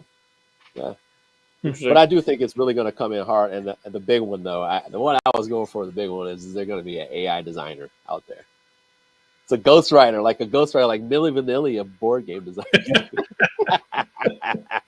Could you imagine? That would be so awesome. That would be so awesome. I'm going to turn I'm just going to make up every designer. Just going to turn them into something like. Watch for the next designer to come out all the time. Watch for the next designer to come out. Their first name starts with an A and their last name starts with an I, and you're like, "What's going on here?" That's good. Hold on, is that a nom de plume? It was him all the time. It was him all the time. And he's got like a robotic face, and it's like it was there all the time. The hints were there all the time. It's like a mesh between two different designers' faces. Right. Like, everything looks robotic. Everything is just there. And we're just like, these games are so awesome. They're so awesome. And then 10 years down the line, somebody's like, dude, he literally is. I saw him talking into a microphone with his fucking. Talking about AI since you're a content provider, I mean, I guess all of us are making content, but they now have AI where you can give a rule book of a game to it and then say, create a podcast off of this. And you can listen for about 5-10 minutes and be like, oh, this is not real. Like, it sounds really good. Really? Yeah. We did it with, what was it, Critic Kitchen, or we wanted to see what it was like. No, it's off of our next title, Whisperwood. So I put the rule book in there, or Brad did, actually, Brad Brooks, the other designer, put the rule book in there and then say, do a podcast off of this. They made a whole hour podcast between a male and female voice. You could listen for like a few minutes before you go, wait, they already kind of said that. And then you start seeing the person behind the curtain, but it's scary how interesting it got. Yeah. Interesting. Crazy. Yeah. Creepy. It was really creepy. As AI could be. What you got, Mike? Give me something wild, man. Give me something wild. Yeah. What's your number 4? Mine are not wild. Mine are not wild. Mine I didn't mean for mine. I just app. They're just, hey, Elena. We were just talking about a little while ago. It's right behind Jeremy. Yeah. I think there's going to be. I mean, again, we kind of talked about this earlier with how things could become more valuable in the future, but I think there's going to be less deluxe editions. I think I have anything to say about it. No. yeah. Yeah. I just think there's going to be. I think either you're going to do a standard edition, and it's going to be whatever you can put into it at whatever price you're going to charge for it. But I think that deluxe edition, because things, again going off of MSRP, I think getting higher than deluxe editions they're higher now. They're just going to be more high, and based on other things that I have on the list, I just think there will be less deluxe editions. Or I think we they're just layer that on. They're going to be good. Or we just layer that on top of what we were talking about before. Someone like, just like Helena with the Endeavor, it's almost like that would be a very limited edition. So then you would have this, like I said, damn near it's either retail or this deluxe edition. But with the prices going where they're going to go, right. It would be clearly a more premium, expensive product because it's clearly incentivized to say, hey, like in order to make this game happen, right, this is going to be the retail. And this is what people are going to get. Right. You're not even going to get that great of a deal. It's just you're going to get that. That's it. And then there's the opportunity to get this gigantic deluxe edition. And because we're using all wood, we're using all bagasse, we're using all that, it's going to be $210. Right. It is a completely premium product. Not like the $110 collector's edition and the $79 one. No, we're not doing that. Right. We're talking about like because of the climate and where tariffs are going, it's like it needs to be a product that I know I'm making money off of. Right. And I know it's damn near not a good cost proposition. It is tough. That's a tough one. But I think that's where it's going. Like it will eventually get there. So if you're trying to, kill two birds with one stone, it's like, hey, we're trying to get FSC. We're trying to beat this EURDR stuff. Right. We're trying to be all in there. That would probably be the best way to do it. Right. It's a weird price model. People will have to get used to it, but it'll be the reality. It'll be the reality, right? Right. Like we talked about earlier, like it's a thing that we have to face as a hobby. Like we're paying less than what we should be for these things. Right. Cool. Yeah. Yeah. Are you ready for to go? Nothing's like what you just said, but to go off and mine kind of layer. Like as my mind started going through what I think higher MSRP. And I think less deluxe editions. So I actually have two. But I have one I want to share right away. I don't know. Talk me through this one. This one's stupid. I think there's going to be more co-designs and co-publishers than ever in like 2 years. Is this your number? Is this officially your number 3? Yes. Yeah. So I think we're going to have like so the ones that didn't work, or they just kind of decided to kind of separate. So for example, Aporta is really just a whole bunch of designers collaborating together, right? They're like they kind of collaborate together. Well, they broke off, and now they have like a subsidiary of that makes it's 2 of them, and they're making their own things. But at the same time, like I feel like even in a hybrid of that, like let's say like Fantasia and Capstone come together and do more things. And I think it's all because of the prices and where they're going. Sure. Like everyone's gonna be like, hey man, we need to turn a profit, we need to do this and do that. I think people are gonna have to get crafty. And part of that is like I may have to divvy it up a little bit. I may have to co-design this. And like that's almost like you know what it's like? It's like comedians don't want to steal each other's jokes, but they go on tour together. Yeah. And they gotta dodge each other. Like they can't listen to what they're saying because they don't want to get that in their head. They might say their same jokes.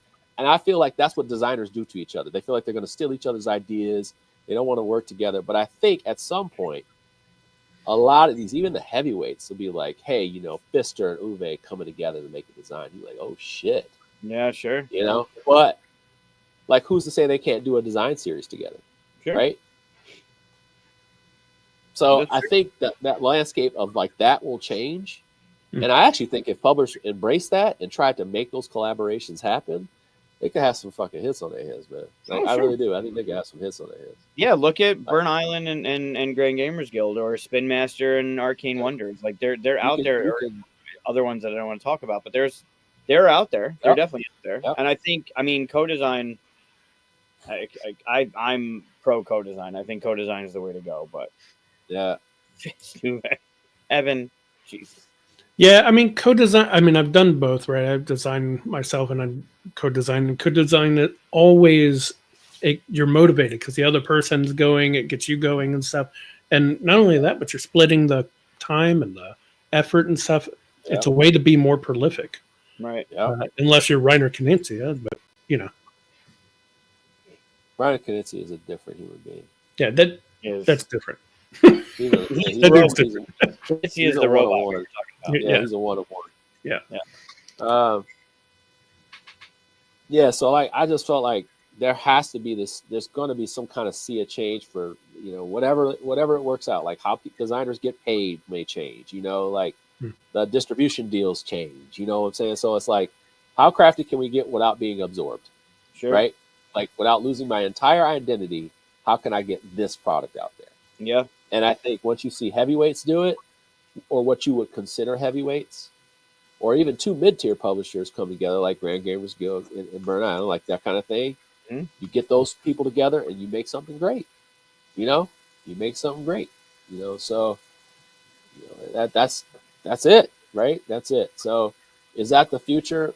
I think so, because the money gonna get tight, man. But you want to make something that will go over the top. Sometimes that's what you do. Sure. Yeah. Yeah, I think it's a step further than just deluxe editions, right? For me, Yep. I think, right? You're doing some more stuff. You're like Helena just said, like people are still really going after those deluxe games, but there's more sales with the lighter stuff, and I think there's what I first said was a higher MSRP, so things are gonna have to come down, and you're looking at product, how you're gonna make it a little bit less. But then that deluxe edition, like you had talked about, I don't think it goes deluxe. I don't think there's a regular and deluxe. I think there's a regular and premiere or regular and collector's edition. Yeah, yes. Right. And I feel like I don't know. Like I don't know all y'all business, but I would say you could have even like the same campaign I'm talking about, so regular, deluxe.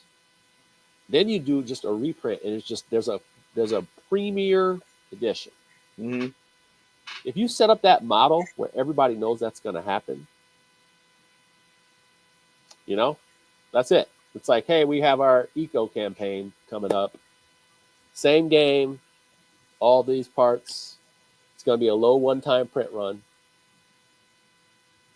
I mean, like there's a lane for that, man. I don't know. I just feel like it's too tough to test right now. Yeah. Too much money. It's too much money on the line. But if that's the way you come in, like we said, we started a publishing company today. That's the way you come in, little investor, because ain't nobody trying to loan you no damn money for this crazy ass idea. Sure. But you gotta have somebody that's selling loafers to somebody, whatever, that's all made of straw.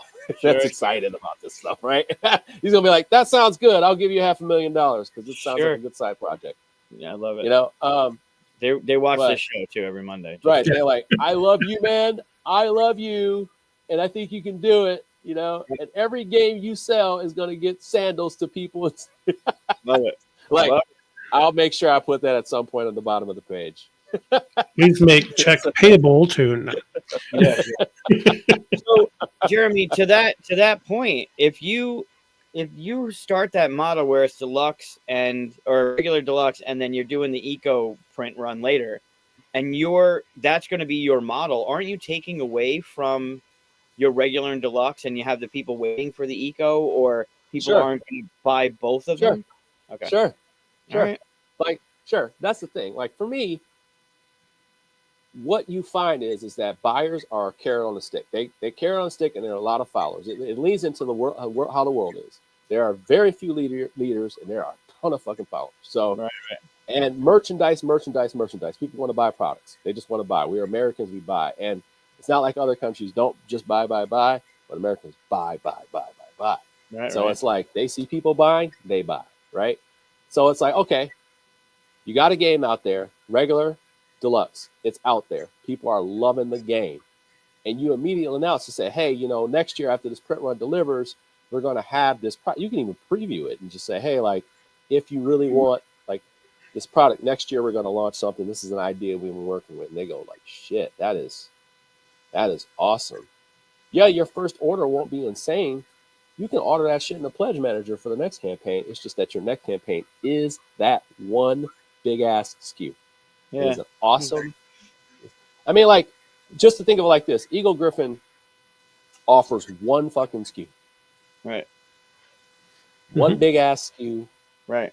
That's what it is. It's $169 after shipping. That's it. You can buy everything in the add-ons, every single thing. You can buy baseball highlights 2045 from 2017 to this day. It's in there. You can buy for sale. You can buy ink and gold. Yeah. You can buy anything behind the paywall. But, you know, like, that's the thing. It's like you just have to create a model. And the thing is, it's just so much risk in what you're creating. You know what I'm saying? Like, it's just so much risk. Yeah. It's not like I'm probably like 100% wrong, but it's so much risk in whatever you do in this industry if you try something different, right? Oh yeah. So, yeah. Yep. If you try something different, you know, if you move the X button on a controller, they're like, "What the fuck are you doing?" Right? Yeah. So, how dare you? Uh-huh. right? How dare you? Right? Yep. Get out of here, GameCube. You know? Yeah. Fuck, bro. That Wavebird was. I love my Wavebird. I'm looking at it. My Wavebird. The Wavebird, bro. That was Love that wild work for them to do that shit. Yeah. The GameCube was like, this is a disrespect to all controllers. Yeah. Well, the GameCube was actually disrespect to what controllers are. No, it's just It was Nintendo as a thing, right? The Wii you can hold sideways. The 64 had that little joystick in the center. Nintendo like just all- pushed the envelope. The thing is they all work. Yeah. But it's like, bro, like that. I call that getting too cute. Like, you get too cute, man. Yeah. You don't have to get that cute. You get too cute, you start losing people. That's true. How we get on controllers? It's true. Yeah. But Just- hey, you know what's an example of that though? Like, that's an example. It's like, but if people really fuck with you and you take risks and you say, hey, we're leaning into this, we're into innovation, we're into this type of thing. That's what we're creating a precedent for. Invest in us. We will continue to invest in making products like this.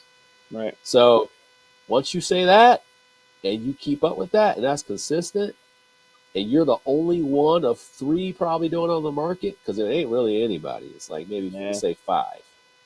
I can get up to probably 5 publishers. And it's like, okay, all right. Yeah. Maybe. All right, cool. Like, let's give them a shot. It's a little expensive, but I'll rock with it. Yeah. You know? So, yeah. All right. That was good. My my number 3, it's actually out of order, but I'll say it because it blends into everything we were just saying. Basically, a crossover, which I wrote. Crowdfunding games will be tighter and cheaper, and basically, like the Luxes are here, retails are here. I think they're going to start making products like that kind of thing. Okay. Basically, what you're saying, I don't think they're going to get rid of deluxe. I think they're going to get rid of retail and make deluxe come down a little bit because right now, if you see a retail and deluxe on crowdfunding, whatever it is, and you compare, you're in your head going like, okay, I'm paying $30 for this one, but this one costs $20 more, and I don't see $20 more with all that stuff, right? If you're doing like what he was just talking about, where Eagle Griffin just goes, here's your one game. Right. And this is the price. You don't do that comparison stuff. And I think people are going to start doing that more often. Basically, deluxe only on crowdfunding. Yeah. So doesn't that kind of go along with my thing of less deluxe? Yeah. I mean, I'm agreeing with you, but in a different sure. Like, I don't think you're going to get rid of deluxe. I think they'll get rid of retail. Why don't we just eliminate? Okay, so we're starting a publishing company. Fight me through this here. Okay. Why don't we just cut the fucking retail out? The retail edition. Cut the retail out. Right. You mean on the crowdfunding? You don't mean... Let's cut it out. Right. Let's just cut it out. And we will say, hey, there will be 2,000 retail copies in distro guaranteed. Right? It will look like this. We can actually make 2 updates about it and why we made these component choices and what the price will be. No one reads But in this campaign, you have the premium version. I think people would rock with that. I mean, it started out that way. Deluxe was basically invented by TMG, right? Whenever they were doing Orleans and stuff like that. So, they only started with Orleans. So. That's true. Okay. which I At the still end don't of like. this episode, we're starting a publishing company with all of these rules, so get ready. Fucking TMG, boy. R.I.P. baby. R.I.P. Well, I'm not saying That was follow a their company business model completely, but That was a company that gave. Hey, let's not. We're not trying to be TMG, bro. No, no, God. no. Here's But the we point. also don't. We also don't give out 40 review copies of deluxe editions. No, don't do that. So that thing you were talking about, Helena said that was what it was.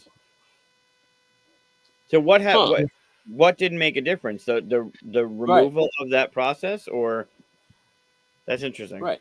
Because I feel like if you push it the right way and say that's your model, then I think that's right. But sometimes what I feel like is people will go like, well, I like my retail editions to still have high quality because we make high quality games.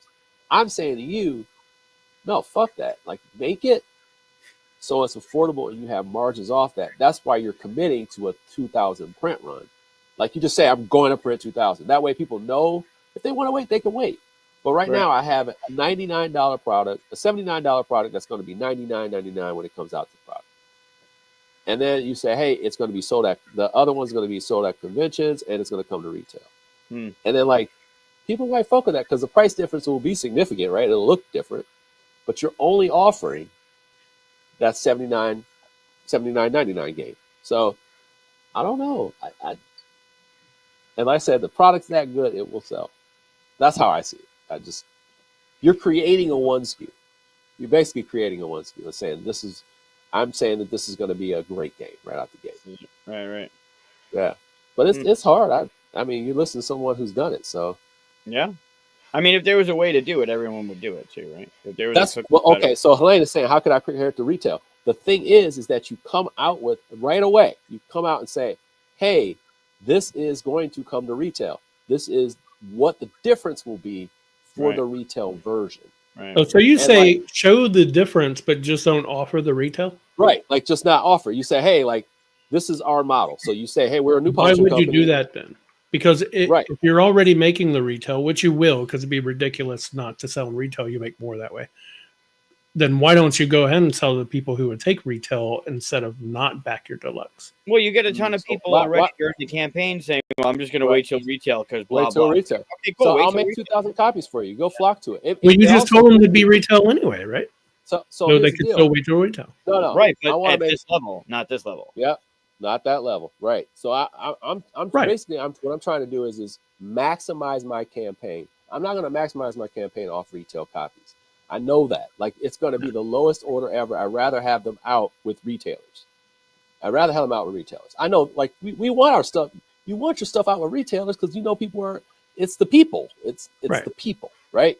Whereas, like, the people who are just buyers, you know, without a doubt, and the people are the people that go to crowdfunding. So let's give them exactly what they want. Let's not do Gloomhaven with miniatures and then offer standees and only have enough to fulfill maybe 500. Right? That's crazy work, right? That's crazy work. So it's like, unless you are also doing those retail, let's say you're making 10,000 deluxe and you're making 20,000 retail. If you already know that you're doing that and you're making a crowdfunding campaign, why wouldn't you put the retail one there? You're already going to have them made. All I would say is talk me through I would say like this. I'd rather put a full court press on retail than send 200 out versus my deluxe. Yeah, but you're already going to have them made. It's not like you're just making 200. That'd be ridiculous. Nobody's going to do that. But yeah. Okay, so then we can just do them as add-ons in the campaign at the end of the campaign. I'm not promoting it. I'm not. Yeah, no, don't promote it. You know what, Chris, you're my partner. You know what, Mike? Hey, Mike. Hey, Mike. Let's phase this motherfucker. Yeah. Well, I would take it one step further. Hey, it's early, dude. It's early. It is early. If you're Buy me up. Why don't you just put the 2,000 into retail without a campaign, let it sell, and then do a campaign and be like, all right, sold out. Now this is what we're going to do. Why not just flip it that way instead? Mike's my guy. Rather than show during the campaign what the retail is, why don't you put the retail out there? Let it do its thing. Oh, sure. You could do a retail. Like if Gnome Hollow came out with a deluxe today, that's the model you're talking about, right? because Gnome Yeah, Hollow sold. did retail. Not on Yeah, crowdfunding. that's different. I thought you were talking about come out with a game crowdfunding first. Okay. That's a Nope, different way to I'm do it. done with that thought. Mike has talked me into this thought. Yeah. Because think of it like this. Okay, so you can do it two different ways. You can do it that way, or you can do it like the Board and Dice way, where Board and Dice now has the games out there. They know people have the games. They know the sales are good. So now they're releasing deluxe components that they made specifically for those games. Sure. That works too. So you can kind of play it however you want. Yeah. And they're actually only going to crowdfunding to have you buy their deluxe parts for their games. Right. I was like, Yeah. that's actually pretty fucking smart. Yeah. That's Get pretty the game- smart. yeah. Like, Get the game I out was there. like, and I think they just figured it out. They were like, hey, we have all these copies. We keep printing them. Why don't we just sell all the deluxe component parts and save ourselves all the packing and all that stuff? So I was like, huh, that's pretty. They have their select ones that they do big boxes for. So there's that. But it's like really all they're doing is starting these mid kind of campaigns with a whole bunch of deluxe components that they already sell on their website. They're just looking for how many they're going to order. Basically, that's what it is, honestly. So I was like, okay, that's a pretty smart move. It's a pretty smart move. So yeah, I just think this is interesting. Like, we were starting a publishing company today. What would be the move, right? Yeah, sure. But I do like that. Get a game in retail, promote the hell out of it, and then push it to retailers and say, hey, yo, like we're gonna put we're gonna feed you buzz, we're gonna feed you all these things, and then you see where it goes. Yeah, I think. Now, of course, that takes a lot more upfront cost, but yeah. No, it takes a lot more upfront cost, right? It takes a lot more upfront cost because you would have to buy your space. It's unknown, right? Sure. You basically would have to buy your space. You start off with a strong designer, something like that. Yeah, Sure. Yeah. So let's say we were selling Planted. Yeah. That would be a good one to start out with. Sure. And then but that was already deluxeified, like out of the Yeah. gate for $20. Man, what a product, dude! What a product, man! Damn, right? Like, and I know he probably sold like 40,000 copies of that right out the gate, dude. Yep. What a product, man! What a home run!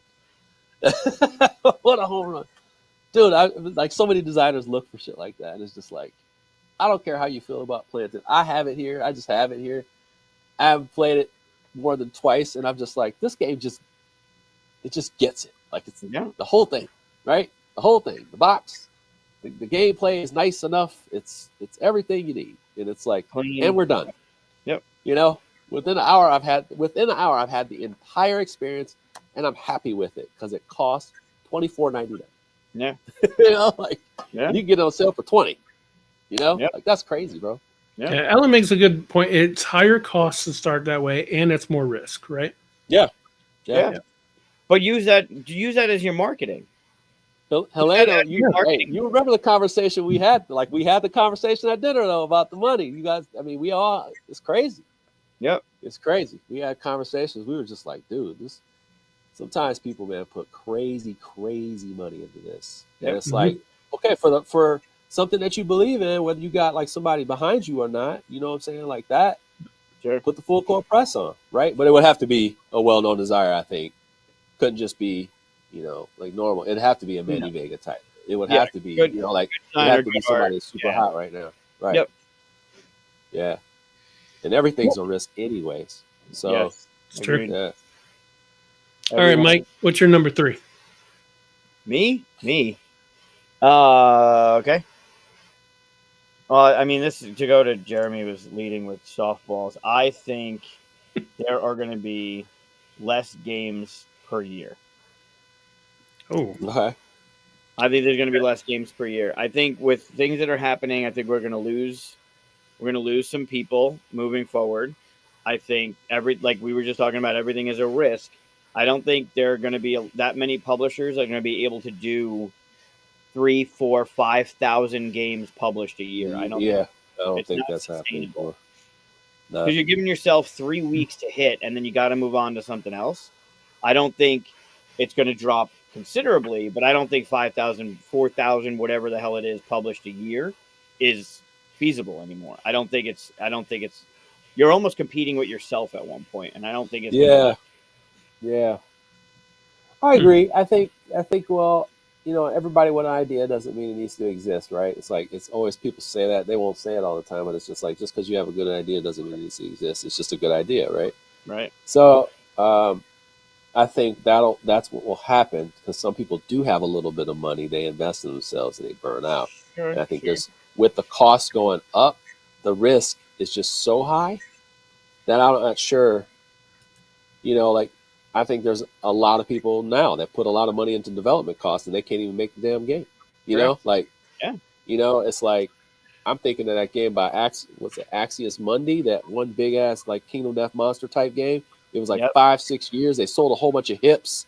They had hips campaigns to generate more money. They still ain't made the damn game. No. That was back when I was coming into the hobby. I was so hyped about that game. I watched the updates for years. Yep. Haven't heard about it since. So it's like Yeah. some people can, so it's like I think there's going to be a lot more of those, even in the small publisher senses. They'll get to the point where they had all this money backed up and they won't even make it to the campaign. I think there's going to be a lot more of those, even ones that you think like, damn, they would thought they'd be around. Yeah. I'm going to push back and disagree on this one, only because I think what you're saying sounds exactly like 8 years ago, people saying the bubble's about to burst. And I don't think we've never been in a bubble. We've just been growing. And I think we're going to continue growing. I think we're going to have more games.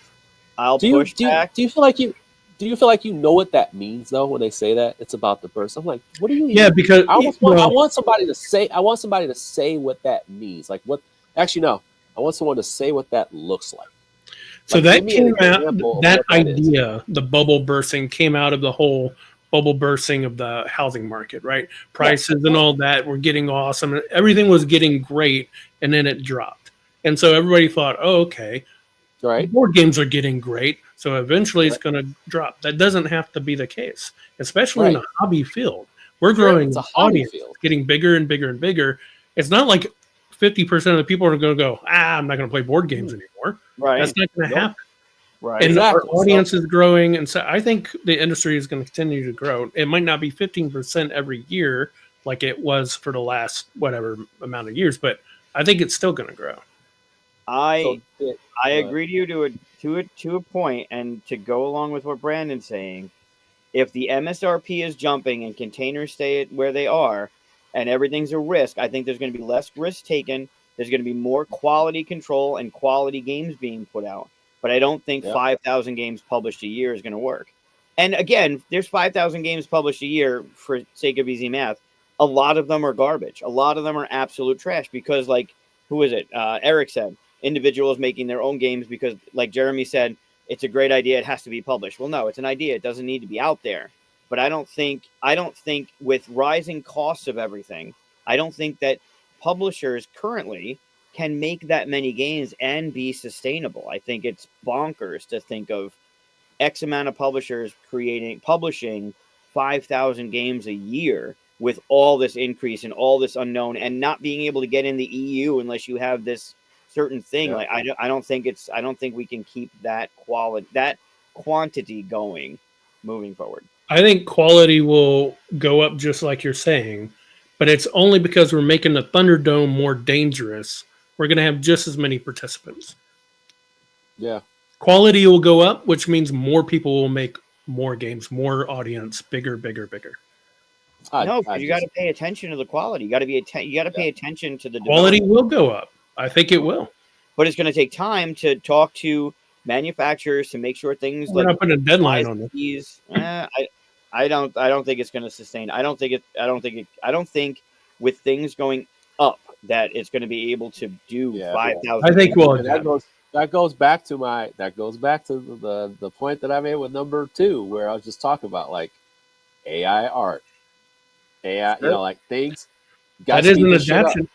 Well, I'm just saying, like, got to speed this shit up. Like, people want their games earlier now.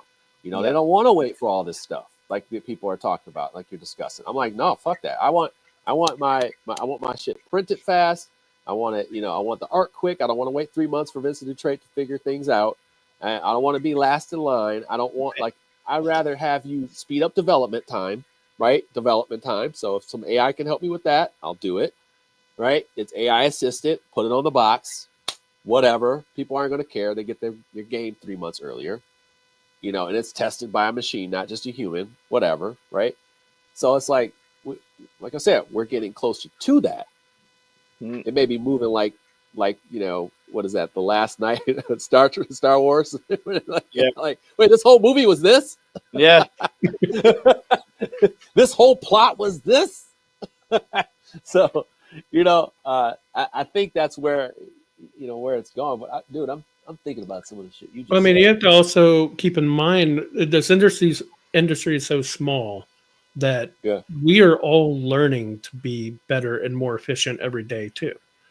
I mean, just think about the publishers personally and stuff. They're doing better. Their work is better today than it was last year, and Yeah, it's they're true. getting games out a little bit faster. They're learning from their lessons, all that stuff. Yep. It's weird that there's really just not a handful, but there's a much smaller group of people you would think that's running this massive machine, and each year most of them are learning and growing from that. Yeah. Yeah, And we but can adapt. they're the ones that'll stick around because they're learning their lessons, they're learning how to cope, and learning how to adjust. But they can only put out so many, right? Like 3WS is a team of 4 people, 5 with the publishing side. KTBG and Bird Island is what, 3 or 4? Like there's only so much manpower that goes into these that they can put into these things. We're like, I love Path to Civilization, and I know in my own community that it got shit on because of the AI art. And in their rule book, look, it's AI art. We're owning it, and although it was AI art, brain grapes were there to fix it and make sure that it was exactly what we wanted for all the things. I appreciate that was there, but man, like being on one side of things, like Jeremy's not wrong. Like that is moving forward with the demand and with the people not wanting to crowdfund because you're locking up your money for a year and a half until things like Myth. A friend of mine just got Myth from 7-8 years ago. Their Kickstarter stuff came to, and with Kingdom Death Monster, like they just delivered their whatever box thing. Things are taking just got way mine, man. time. Yep. People want their shit quicker. Yeah, we I don't just want don't their think shit, 5,000 games a year is doable at the rising cost, at the demand of stuff, at the paying attention to detail currently. I don't think that's feasible. I think that number's got to drop. I could see that. I'm just looking. I'm hoping to look at it in a more optimistic view. Sure, I'd love it. I think we can adapt. I think we'll get new people in. I'm also not counting like Chad from 25th Century brought in a baker's dozen worth of games from overseas, right, into North American publishing. I'm not talking about that, right? Like those games are already published in some form in another language in another country.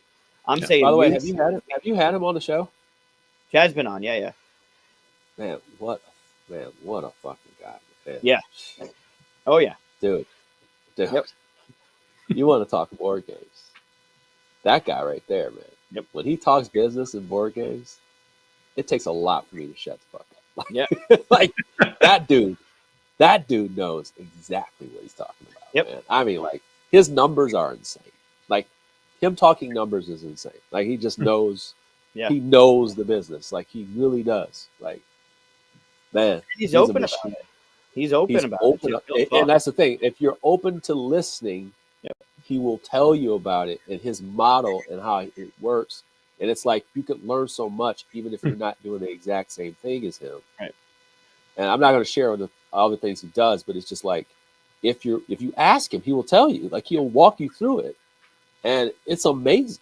I don't know how he came upon this idea, but it works. It just works. Yep.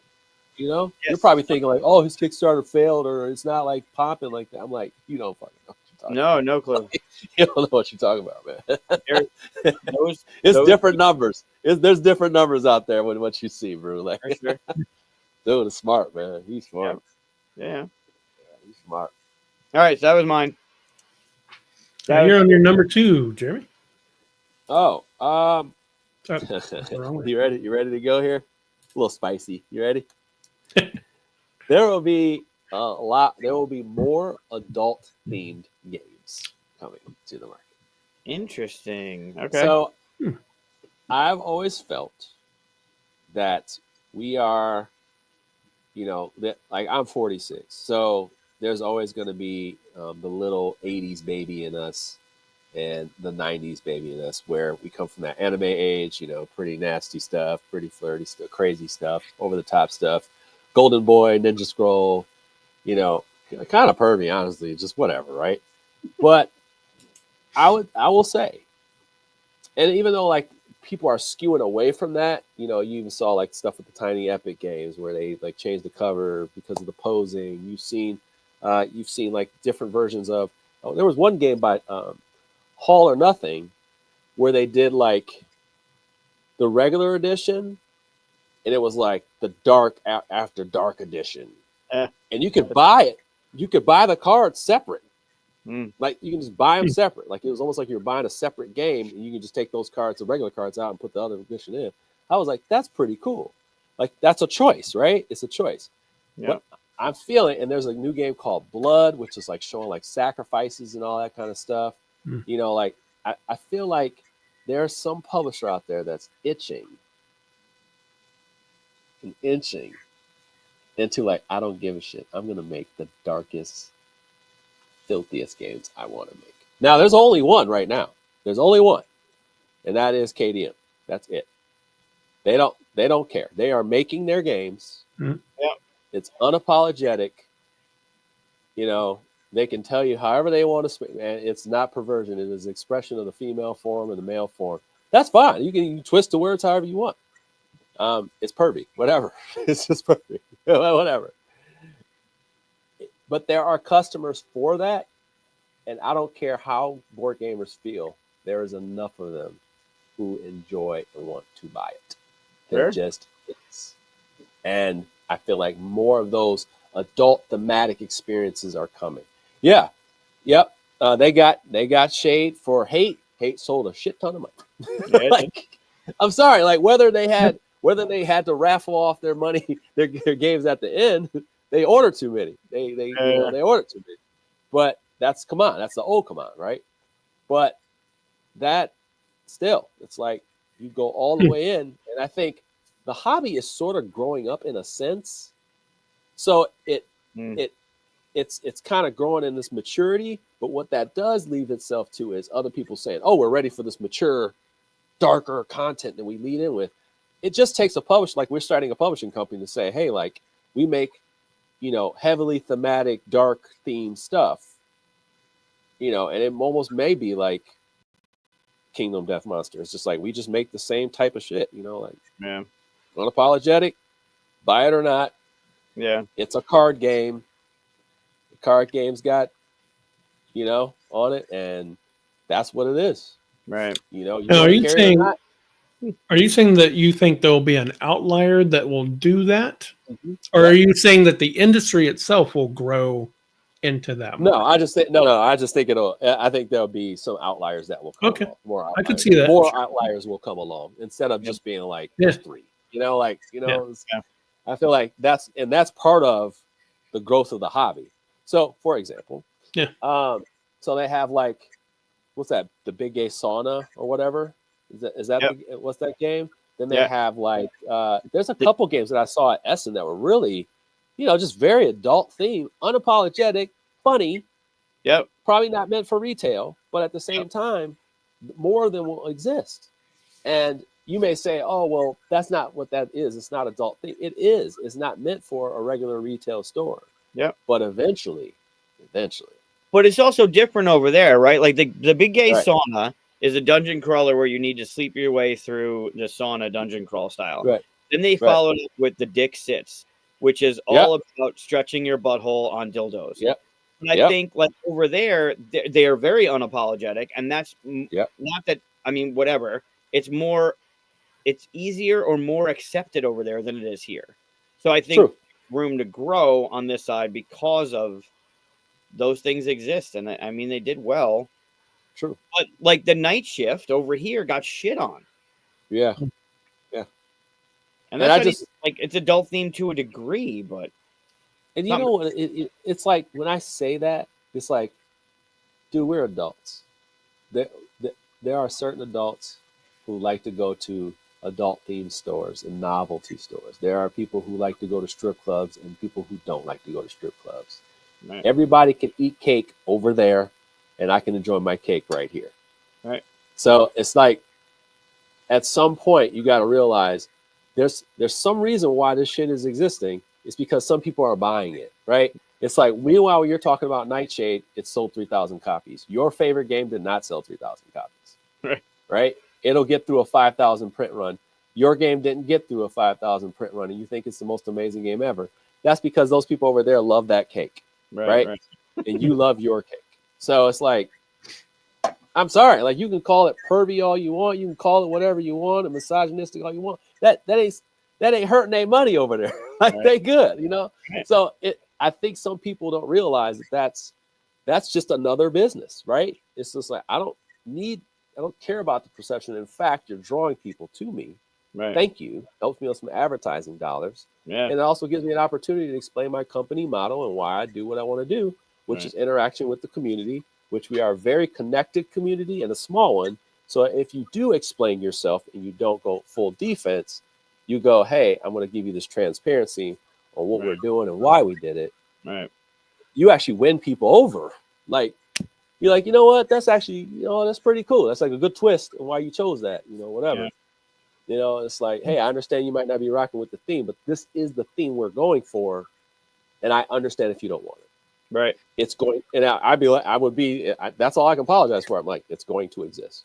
Right. Yeah, Evan's already making his adult games. Yeah. So it's like, hey, if I don't go to retail, it doesn't matter. I'm selling to the crowd that wants to buy it. Like. Well, that's just part of the industry getting bigger. The bigger their audience, the more we can support niche audiences within it, right? True. Well, same thing with, there's so many games being published, and there's not one game for everyone, but there's everyone, like every game for someone. So like, it's not for you, cool, but there's people like you said eating cake over there because they like that kind of shit. Yeah, man. I truly believe that's just another thing of like where games are going. Like we talk, like when we talk about the eco-friendly stuff, like some people don't care. They like, why would you do that? It's stupid, right? Right. Most people would don't care. Most people don't care. But if you start that way, you will attract a certain crowd. Sure. And then people will be attracted because those crowds are there.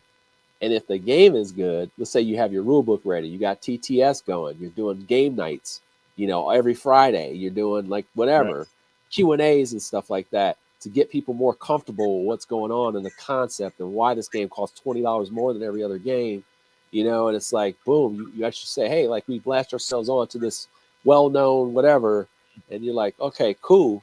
People get behind all that. Like board gamers love that energy and connectedness, and feeling like they're part of something. That's part of sales, man. Right. Sales, you make a lot of emotional choices when you sell stuff. You buy stuff. Make a lot of emotional stuff. That's the reason why we're so in debt. That's why we make a lot of emotional decisions, man. That's sales. So it's just like, if you can get people on that and like really fuck with you, like really believe in what you're doing, it almost doesn't matter what you're selling. They believe in you. All right. So my number 2, I'll go with this one. I think there's going to be a even greater lean into RPG blends that aren't campaign or legacy. In fact, I think we're going to see campaigns and legacy kind of start to drop away because it's oversaturated. There's just too much, and there's not enough time to play the 12, 20 games that you're supposed to play in these, right? But I think we're going to start seeing games that have that RPG feel, but you don't have to do it that way. You don't have to do it campaign and legacy stuff. Right. Dude, that's on my list. RPGs, man. Yeah. It's on my list. So we'll just kind of go cross on this one. I feel like RPGs are still untapped. I think people are unleashing them as RPGs. Thank you. That's exactly what it's going to be. It's going to be a whole bunch of one-shot RPG adventures. So there is a game. It is called Critical. Yeah. By Renegade. Yeah. Whatever. Yeah. Oh, whatever. No, not Renegade. I know which one you're talking about. Critical. Yeah. Now, that game I think it's 3 sessions per box, DM everything in there, whatnot. And you learn how to do everything. The characters are quick. And you can run a 60-minute 3 blocks. You can probably do it all one night, but you got 60 minutes, 60 minutes, 60 minutes. Gives you all the rules on your little binder and whatnot. Now, I'm going to tell you a story. So, I have been talking to Keith Boyak, Keith Pateka about role play for a while. And I told him he should make a role player RPG. So there is role player adventures. Right. And I was like, that's only the tape. That's the tip. Okay? The tip is that. Because people loved it. So people loved that. So I'm like, okay. So I was like, if you find someone who can make a dice system for your RPG, you have a huge world to live in. Yeah. That people want to live in. And you can do it in one-shots, like 3 one-shot episodes in one box. I was like, dude, you just have to find someone that makes a dice system similar to yours just for that part. Right. And honestly, you could just stake it from Role Player Adventures and just use that. Yeah. And people would dig it. You know, I was like, people would dig it, man. I just don't. I think sometimes, you know, you can distill something down. I think like Tidal Blades tried to do it right away. I think they did it too quick.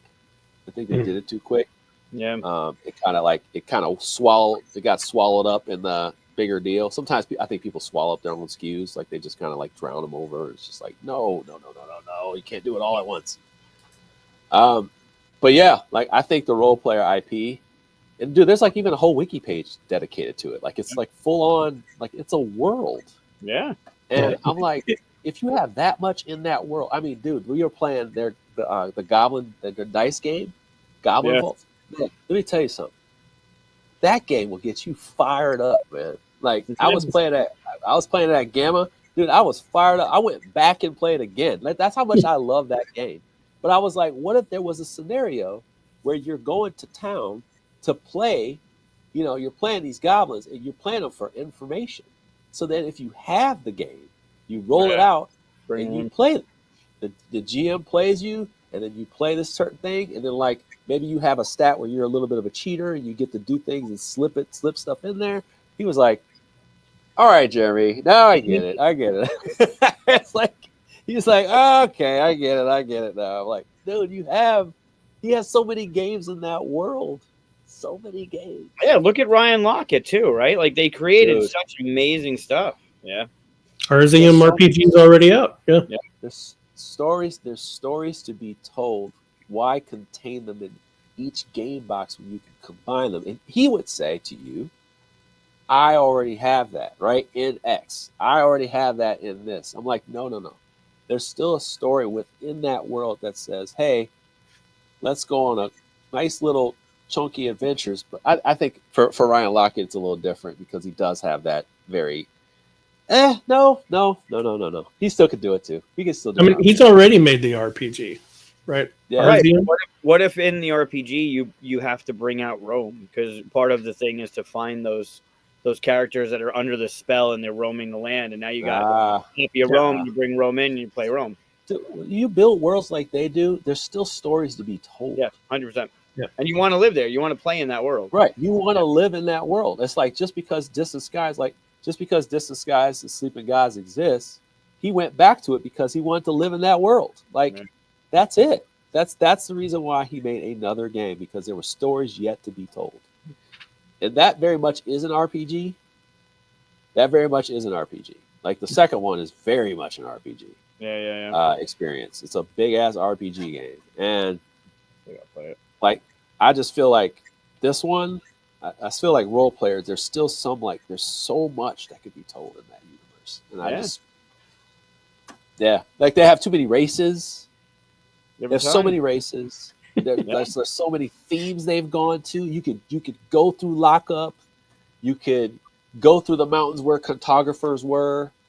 You know, like you just have so much shit. Like I'm like, dude, you have so much. How did you not decide to make an RPG? Yep. He's like, oh, like that's money on the table, bro. I swear to God, everybody would eat that shit. You know, if you talk to almost any publisher, ask them about one of their main IPs or something like that. They at least entertain the idea of making an RPG for it. Sure. Yeah. And most of them don't do it because they don't know how to market RPGs. They think it's a different audience and all that. But I'm seeing this audience of RPG. I'm in both. I'm watching the audiences of RPGs and board games merge a lot more now. Yeah. And I think there's just going to be a lot more of it from both sides. The thing is, I don't think the writers are there. I don't think the combat systems are there. Like the concept of how that part right there, I think the RPG-ish part of it is like, are we all just going to do the 5e stuff? Like, or are we going to make our own system? So it's like, if you make your own system, there's a lot of risk there, right? Yeah. So that's the part, that part right there. Except Role Player has that. They have different ways of doing it. Yeah. So yeah, that's my number 2. Good one. Right? That's my number 2 as well. Well, you already did your number 2. Well, that's actually my last one. That's actually my last one on my list because I kind of weaved them together there. 1.5. Yeah. What you got, Mike? I'm going to say my number 2 is more direct sales. Oh, from publisher sites? Yep. Oh, I can agree with that. I think whether it's conventions like Expo or actual conventions or marketing more for your website, I think with higher costs on everything, I think publishers are going to start to find ways to save more. And I think that across the board, there are so many different checkpoints where this person's getting their $1 off your thing, and this person's getting their $1 off their thing, and you're using consolidators, and you're using whatever. I think there's just going to be. We need to go back. I honestly, I think this is more of a hope than a prediction. I think we need to go back to more of a connection with the retailers. They're going to go away if we don't.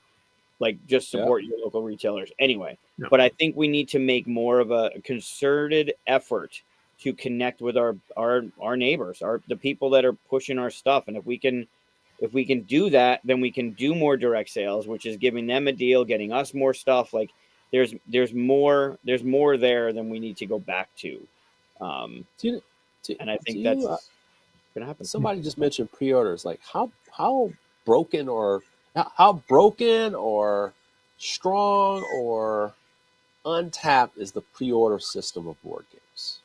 It's all over the place. I think Kickstarter is just a pre-order. Especially when you're up against, just like I'm not doing Kickstarter, I have a retail game, right? Right. Stonemeyer does it pretty well. Stonemeyer does it really well. He's an anomaly. He's 101. He's 1 of 1. 100%. He's 1 of 1. Like there's no 2. He's 1 of 1. Well, but there can't be another Stonemeyer because of the original way that company was made, right? And so that path is no longer there for anyone else to be done like that. Yeah. So it's like, hey, that's another thing. So if I say, hey, our Kickstarter ends, but I 100% support it on my website. Eagle Griffin does that. Mm-hmm. Dice Throne does that. Lucky Duck did it too late. Certain companies do. Keith, Thunderworks, Director Retail. That's how I got Role Player, because Role Player was $60. It was direct to retail. What's his name? Hisashi, directly from their website to the customer. Costly as fuck, but I think it's just that I wonder if this pre-order model can exist in retail and it can be strong. It can. You just need to do marketing. You got to get eyes on it.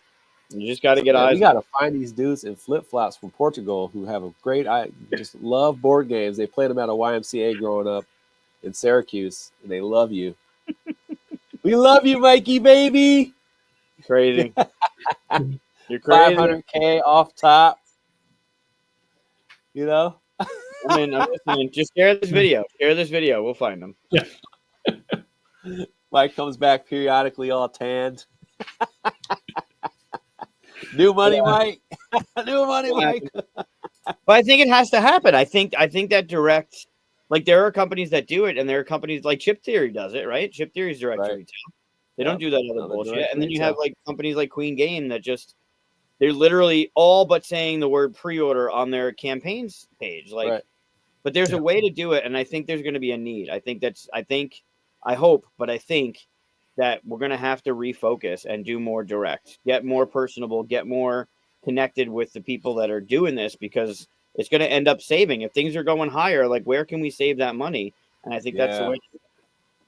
Yeah. I said when around the pandemic time, I said people really got to invest in their websites. Yep. And I think some people did it too late in the pandemic, and that's why they took a hurt. It hit them hard. I'm like, unless you had a perfect project timed right and funded like right before March, Right. you were Right. screwed, right? So it's like, how do you get your games to people? Well, you got to find a way, and it's not at the stores because nobody can go to stores. So it's like direct to customer, because then people will be like, well, I just ordered my game from somewhere, even though people could be touching it the whole time. Yep. But I just felt like, damn, people had to get their stuff together, and it was too late. I think that's still something that can go on now. It's just how strong do you push people into it? Right. And it's not like you're going to have distro like everywhere, like KDM and Chip Theory. But Right. once again, Right. you can make a deal. You can make Yeah. a deal. You can make Yeah. a deal. You have more room to wiggle in that situation. Yeah. But I think the first step, not only like publisher to consumer, I think the first step is reconnecting with the retailers. Yeah. I think Okay. getting that personal connection, which then gets you into the community, their community, and now your name that's recognized by people. Then maybe Yeah. they'll check your website when they go home, or they get to your QR code on your box and see your how to play video or something. Okay. I like that. I like more, because I do often say this is still a handshakes and hugs business. Like, everybody's touching, everybody's hugging everybody, everybody's missing everybody and whatever, and everybody's like just happy and just whatever, right? So it's like, with that being said, like, yes, there is that opportunity to be like, hey, we need to get out more. Hey, we need to come to your store and do events, stuff like that. And more boots on the ground, is I call it boots on the Yep. ground. No, sure. So yeah, I mean, there's ways that you can even like, hey, we need to like advertise. I'll put something out there. I have a good idea for advertising. I don't think anybody has. It's different, but I think we need to find more ways to advertise. Yep. Games that we're not doing right now, and it would probably be more so in the retail sense. Yeah, that one of the things that we've been talking about is, like, when you go to Kickstarter, that's easy marketing, right? That's you're on That's email, easy you're marketing, on right? 48, you're on the last 48, like, that's easy. But when we have something that's going out to retail, that's the hard part. Like, how do you get eyes and ears and stuff on that stuff? So what if I told you? What if I told you there's a product out there, and all you need to do is have a screen in the store, right? And I cut a series of commercials similar to GameStop. Yeah, I was gonna say something that we had at GameStop. Similar to GameStop, 5 minute, 5 to 10 minute video that you cut every month. Yep. That talks about titles, quick Yep. trailers. I splice it together. Yep. Splice together every In month. my What's the local hot title? game store, Yep. they put up. I see Grant Lyon. They put up his Twitter talking about different games as videos and stuff Yep. that are in their library and that you can buy. Yep. So that And that's what I tell I'm people. sure he like, doesn't know that's happening, but it's right there. It's pretty awesome. So They it's had like that, though. The board game it's like- industry had that. I don't know if it was Fantasy Flight that did it. Somebody did it, but they had it in line on your shelf with a cycling video of products that you could buy at the store. Yeah. But if you do it with everybody's titles, it's like that's better. And it's even like more cut. Sure. For several publishers they want to feature. And also, I was just talking to David about this. I was like, dude, you make all these awesome trailers, you and George. And I was like, you guys make all these awesome trailers. And I hate to say it, ain't nobody watching. Not enough people are watching them. Not enough. And these publishers are paying a ridiculous amount of money for them. But so it's like, you're talking Diaz, right? David Diaz. But if they actually show like the gameplay like he does, it does help me understand what I'm buying. Yep. All I need to do is edit that down to 30 seconds. Sure. Put voiceover over it, or let the trailer play for 30 seconds, and then come back. Talk about the game. whatnot. And then that's not just one publisher's video; it's another one. Like, it's just like I think there's something there that I don't think. Like when you say it's for Fantasy Flight will cut their own shit. Of course they would, right? Yeah. Their own stuff, Fantasy Heyday, Fantasy Flight. Yes, of course they would. Mm-hmm. But I'm talking about a variety show. Sure. That leads into like what we're featuring this month, and those games would be definitely in line with, let's say, ACD products. You know what I'm saying? Like it'd be, these are Alliance games that are coming out this, that kind of thing. Yeah. So yeah, GameStop had that. I fucking hated it. Blockbuster to a point right at the end, but yeah, they started to do it, and I hated at GameStop because it was just to convert reserves. But the thing is, we just talked about pre-orders. Yep. Yeah, no, I agree. I mean, but I don't know. Are people going? I don't know. That's interesting. But the thing is when people come to the store, we actually forget like who customers are. Like we absolutely forget it. It's like your favorite Euro did not sell as much as Quarto did last year. They just didn't. They did not. It absolutely did not. Most people go in the store, they buy the same games. They're looking for. I was in a board game store looking for a puzzle. I found the puzzle in 2 minutes. I could have left. I witnessed 3 people come in, ask for a deck of cards, checkers, and something else. And then one lady was lost and she didn't know how to find a game. She didn't know what to buy, and I helped her find a game in less than 3 minutes. Like that's what the store is. She was the one person in the store that actually was looking for a modern board game. When I asked her what she played, she said she played Sky Joe or something like that. And she was like, yeah, I played this game and that game. And I was like, okay. I was like, maybe you'll like Trio. I explained it to her. She was like, yep, this is good. I'm out of here. Like, okay. Like, that's the type of customers you're looking for. Other guy in the back, he was looking at puzzles. Those people go in a game store looking for things that people don't believe that they're looking for. All these awesome board games that are in front of them, they don't care about. Not like that. Like they do, but they don't. The majority of customers want puzzles, Catan, decks of cards, checkers, chessboard. They will walk past a $125 game to go get a game of Risk. You know what I'm saying? Like they ain't really looking for, Scythe like that, Now you could do this. So imagine you are a game store owner and you kind of want to promote your business stuff. You could do a Twitter where you explain stuff in 30 seconds and then put the QR code for that as a sticker on all these different games. Tell people you can just look at it, get a 30-second pitch for anything you're interested in. I don't know why game stores don't do that. And then you've got this whole Twitter account that's gaining followers that learns about your store. Yeah. There's somebody that's coming. I'm sure. There's somebody who's coming out with that. There's somebody who's coming out with that. Right. The only problem with that, and this is the devil's advocate, right? Good angel, bad angel bullshit, is if I'm in your store and I scan a code that takes me to the internet, I might look around the internet to see if I can get that game cheaper. It's happening anyway. I know, so I don't want to. Anyway. I don't want to. Customer brand loyalty is the thing, man. I mean, customer brand loyalty is something you got to earn. There's a bad store. I say it's a bad store. There's a bad store in Houston that's been around forever, and they don't care about their customers and all that stuff. They will yell at you if they see your phone out, looking up games and stuff, and they'll just like, "Hey, no checking prices and stuff. Get out of here." Of course, they're way above MSRP. Oh, it's an awful store. I don't go in there at all. They're above MSRP, and that's why, because they know you can look on Amazon and go, "Why is it $50 here and you're selling it for $75?" Right. Yeah. But you can't stop people from doing it. I don't even know these guys. Fuck these guys. Yeah, they're awful. Yeah. Fucking assholes. Yeah, it's how not to run a store, but it's kind of grandfathered into the community. It's awful. Oh, I was about to say because they probably that store with like the slightly old inventory with dust on it. Yeah, I think it is. I think it exists because of the comic book section, not the board game section. You know, like the stores with like that sun dried board games in the front. Yeah. I'm like, you don't even have a sales price on that, dude. Come on, man. The posters are all just stuck to the glass and different colored and that wingspan that's yellow. Unfortunate.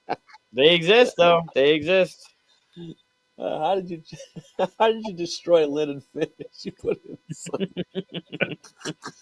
in All right, let's do number one before we hit the 3-hour mark. Oh shit, son. Well, I've already spent my one, so All I right. spent my one. I went through several, so you go ahead. My number one is number one. My last one is the next theme trend happening that I think will be big. You know how you have zombies for a while, you got anthropomorphic Vikings. animals for a while, and we're all starting to get tired of that. So now the next big thing I think is going to be is kind of witches and alchemy stuff, because I'm seeing a lot of prototypes, a lot of themes and stuff. Seeing a lot of that stuff coming. I know people are already working on stuff. I know. Yep. Yeah, I think that's going to be the next big chunky thing that's going to be indie scene of video games. A lot of potions, alchemy. Yeah. Stuff. Yep, it's coming. Like in board games, that'll interpret that probably too. So yeah. Everybody's always trying to guess what that next trend is. I bet you that's going to be what it is. I agree. I can rock with that. Mark it down. You called it. Mark it down. Book it. Bucket. We'll revisit in a year and see how many witch and alchemy games come out.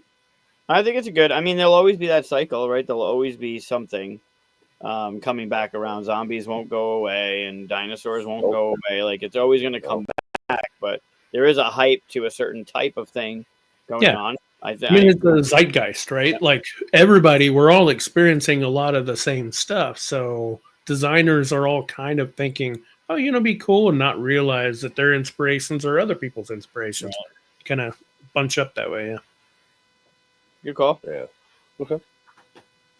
Mike, what's your number one? Mine is I mean, it's another hope. I think it's going to happen. I think designers should be paid more for what they're creating for publishers. How dare you? I know. And I think percentages are too low for what they get. But you know what? Hey, Mike, you know what? You're just an idea, okay? I'm an idea. Nobody asked you how you feel. You're just an idea guy, okay? I know you got your little numbers in your head. You think you deserve something awesome. You got the next biggest hit. You know what? You're not Agricola, baby. You're not Uwe. Okay, sit back. Be humble. Be humble. And holler at me when you sell 60,000 copies. Nope. I'm going to come at you with one step further. I think the industry, I hope the industry, but I think the industry will begin to pay designers for print runs rather than copies sold. Yeah, actually, I was surprised when that didn't happen. It's happening. When I found out how people were paid, I found out how people were paid, I was like, wait, what? Yeah. Which is, I mean, it's an old school way of doing things, kind of like, only giving a designer 3% for the shit that they created. Right. But I think it's less bookkeeping. It's easier to maintain. It's like, if I print 5,000 copies, here's the receipt of what we printed. Here's your thing. Now go out there and sell the shit out of them. One, it's my responsibility now as a publisher to sell it. But two, you want to push it because if the game sells out, we have to do another print run, and then you get another check for another print run. And I think moving forward with us trying to save money, to try and save time in the industry, I think that's one hell of a way to do it. That's one way to do it, bro. Yeah, but I think you would end up paying them less for that because you're taking a risk at that point. You're taking the risk anyway. Yep, you're taking the risk anyway. No, but you're increasing your risk by 3-5% or whatever you're giving the designer immediately, right off the bat. Let's say you make 10,000 copies and then you go, I only sold 8,000 and I paid the designer for 10,000 copies. That sucks. Then don't print 10,000 copies. Print 3,000 copies. Let it sell out. You print 3,000 copies, you don't make your money. You do. I mean, you don't make then you got to make another 3,000 copies. And guess what? You got to pay this guy again. And you pay more than if you just made 6,000 copies. If you're ordering 3,000 copies, don't make that game. Yeah. Well, I don't agree with that. I don't agree with that at all. I don't agree with that. I think some people can say that. Man, I think some people can say that, but there are some games that still make margins 3K or less. It depends on the game. Definitely, it's about what you're trying to do. Sure. It's your value thing. Now we're a publishing company right now. what you guys are saying is absolutely fucking trash right now. We got to decide. If we're a 3,000 copy company, we're a 3,000 copy company. But if we're going to do minimum, right? Certain publishers, right? Minimum 5,000 print run, minimum 10K print run. So let's just decide who we are. Let's say we're 5 minimum. If we're 5K minimum, if I'm gonna pay this guy out, he's got a contract to do some promo. He's got a contract to do some extra work. I'll pay him out. But yeah, it's got to be in his contract. Like come to conventions and all that means, and all that means is that this like our industry needs to become way more professional than what it is. That's all. Sure. Like I said, less handshakes and hugs, actual paperwork. I'm fine with both. I think that's one thing I love about this industry coming from other things is the handshakes and the hugs. But I think you can still do more paperwork and keep the handshakes. It should start with handshakes and hugs. You should get the paperwork in there somewhere, though. Right. Sure. That's what I'm saying. It's like, hey, yo, like, okay, cool. Yeah. Remember what you was talking about last night? All right, let's get that written down and let's just get it hammered out. Like, let's make sure. And I always tell people, like, let's make sure we have an out. If I'm making a deal with you, Mike, I'm like, hey, yo, like we all here, right? It's 3 of us. We're 3 owners. It's like, hey, let's write it out for success, and let's write it out if one of us wants to get out, or 3 of us wants to get out, or what do you think is fair right now while we're level, Right. Mm-hmm. And that tells us if we even have a business right there, Right. Yeah. And when it's all good, right? When it's all good, you talk about the good, the bad, and possibly the ugly, right? So, yeah. I don't like the way Chris is talking though, man. We have to phase this. He be saying some wild shit. I'm also writing ourselves into problems too. So you be saying some wild shit, man. What I do? You fucking with the company vibe, man. So many. I didn't read the company auto or whatever it was. Yeah. No, we know you don't read. You don't listen to me, and you don't read any instruction book that's given to you. All right, man. Yeah. You be asking for troubles, man. I got Google Notebook LM to tell me what that says. Mm-hmm. You need an AI assistant. It says make money. I like that. God. I just think we got to start thinking about how that's going to happen, right? Like, yeah. Well, all I'm saying is if you are getting the designer their money first, you just said instead of a 5,000 print run, I'll do a 3,000 print run. That already cuts into your costs, right? Because if you do another 3,000 print run, now you've lost money on that instead of doing 6,000 before, right? Or 5,000. But I would say, as a manufacturer, and then you're sitting on 3, and then you got to warehouse it. And if you do sell it, like when you go to Barnes and Noble or Target or any of those, if you overbuy or overprint, and then you got to buy them back, back. Right? Yeah, and that's what I'm saying is you're adding to the risk whenever you pay them off of the print run instead of the wholesale. Sure. So have your marketing down, have your person that's dedicated to getting that shit going, and then your designer, if you can give them a little bit more up front and be like, look, we'll do it again. We just got to sell through this, and then you have somebody that's going to push for you on all sides rather than just eating it all. You get people to help you. Vega, we get Manny Vega coming off his hit, taking Flamecraft Duo that we just signed him for, and we start sending him on a tour, and. We send him on a tour. He does the promo. He does all that. That's in his contract. Yep. He comes back off the tour, did his promo requirements. It was 2 weeks out there. It's basically 2 weeks worth of work over 2.5 months or something like that.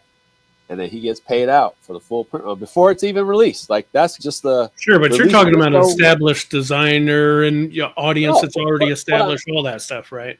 Hey man, we're creating a model. It works that way. It works that way. Look at what the Op did with Gen Con. The Op took Spencer and had him go to a whole over the course of months, not weeks. Yeah. Go to these take these trips to different stores to generate hype, to get the thing, to run tournaments. You won the tournament. You got a badge to Gen Con. It all is marketing, right? And then you just create the hype in a different way than it is. Yeah. Like it's just thinking outside the box kind of ways.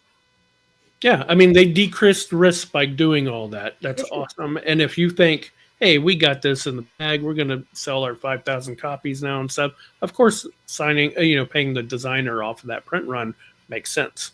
Might as well. Right. But if you're saying, hey, here's a new designer, we're going to just try to make this whole game and it's kind of risky and stuff, that's more risk to add on to it. It just depends on how you're coming at it, right? Sure. Yeah, like I'm coming at it with I'm coming at it with, like I said, we'll just start with like Flamecraft. We don't know who this guy is yet. We don't know who he is yet. It's like, it's got to be the right game. Like, it's got to be the right game. Yeah. It's community tested. It's community tested. People are liking the buzz. But then you start to see it. You're like, all right, cool. Maybe we just start with 3,000. Maybe we just start with 3,000, and then we just hit the pavement, and then see what everybody's doing. Let the stores know. Go to a couple local cons. Whatever, get the buzz going, and then just start hitting the pavement. We hit the Midwest, hit 20 stores. Yeah. I mean, you hit 20 stores, you start taking orders. That's better than Gamma. Shit. That's better than Gamma. Go back a ways, right? Go back to 2016-ish. Wingspan was a small print run and sold out, and that did exactly what Nintendo did with their Switch or with their whatever, and they shortened it up and let it sell out and let that hype shit. So when you drop the new one, people bought it. So if you do it 3,000, you get out there and it's great read on that, by the way. Great read if you can find that newsletter that he had about how that worked out for him. Yeah. He was scared, man. He didn't have enough. Yeah, he had the worst problem ever. He was like, shit, I don't have enough of these made. And he's still making thousands of copies on that thing. I don't even know. Yeah, there are a lot of stories of taking that risk and doing and nailing it. Right, There's a lot of stories where you don't hit that risk too. That's all I'm saying. Yeah, also true. If it sells, that's a good question. It depends. Smaller initial one. You should. I know instances in which that hasn't happened. And then again and again, it keeps being an issue. But if you get a small print run, if you have success like that, you should back it up. It depends on how quickly it takes to sell out, though. Like if it takes a year to sell out, 2 years to sell out, you might not want to double a larger print run off something. Yeah. You might just want to let it sit for a while, or do like Jeremy was suggesting with like some other addition later on that's just blinged out with some shit. But it depends. Sometimes if or you see the sell through and you just come through and support it. It's like when it launches, you come through and support it right away. It's like that's another model. So it's like, hey, we ran the Kickstarter. We don't have we didn't release the retail, right? So it's like, hey, the Kickstarter did well. Blah, blah, blah, blah. That was an exclusive. It's coming to retail. So then you go on a retail tour. You don't wait for Gamma. You go out to a region, right? You just say, hey, we're going to go knock out 15, 20 stores in this region. Let's target the region. And then that hits. You got all these orders coming in with it. You can order another print run while you're on tour because you're like, shit, we're going to fucking nail this. Yeah, for sure. Like you're working with the same manufacturer. We're going to cut a deal. Right.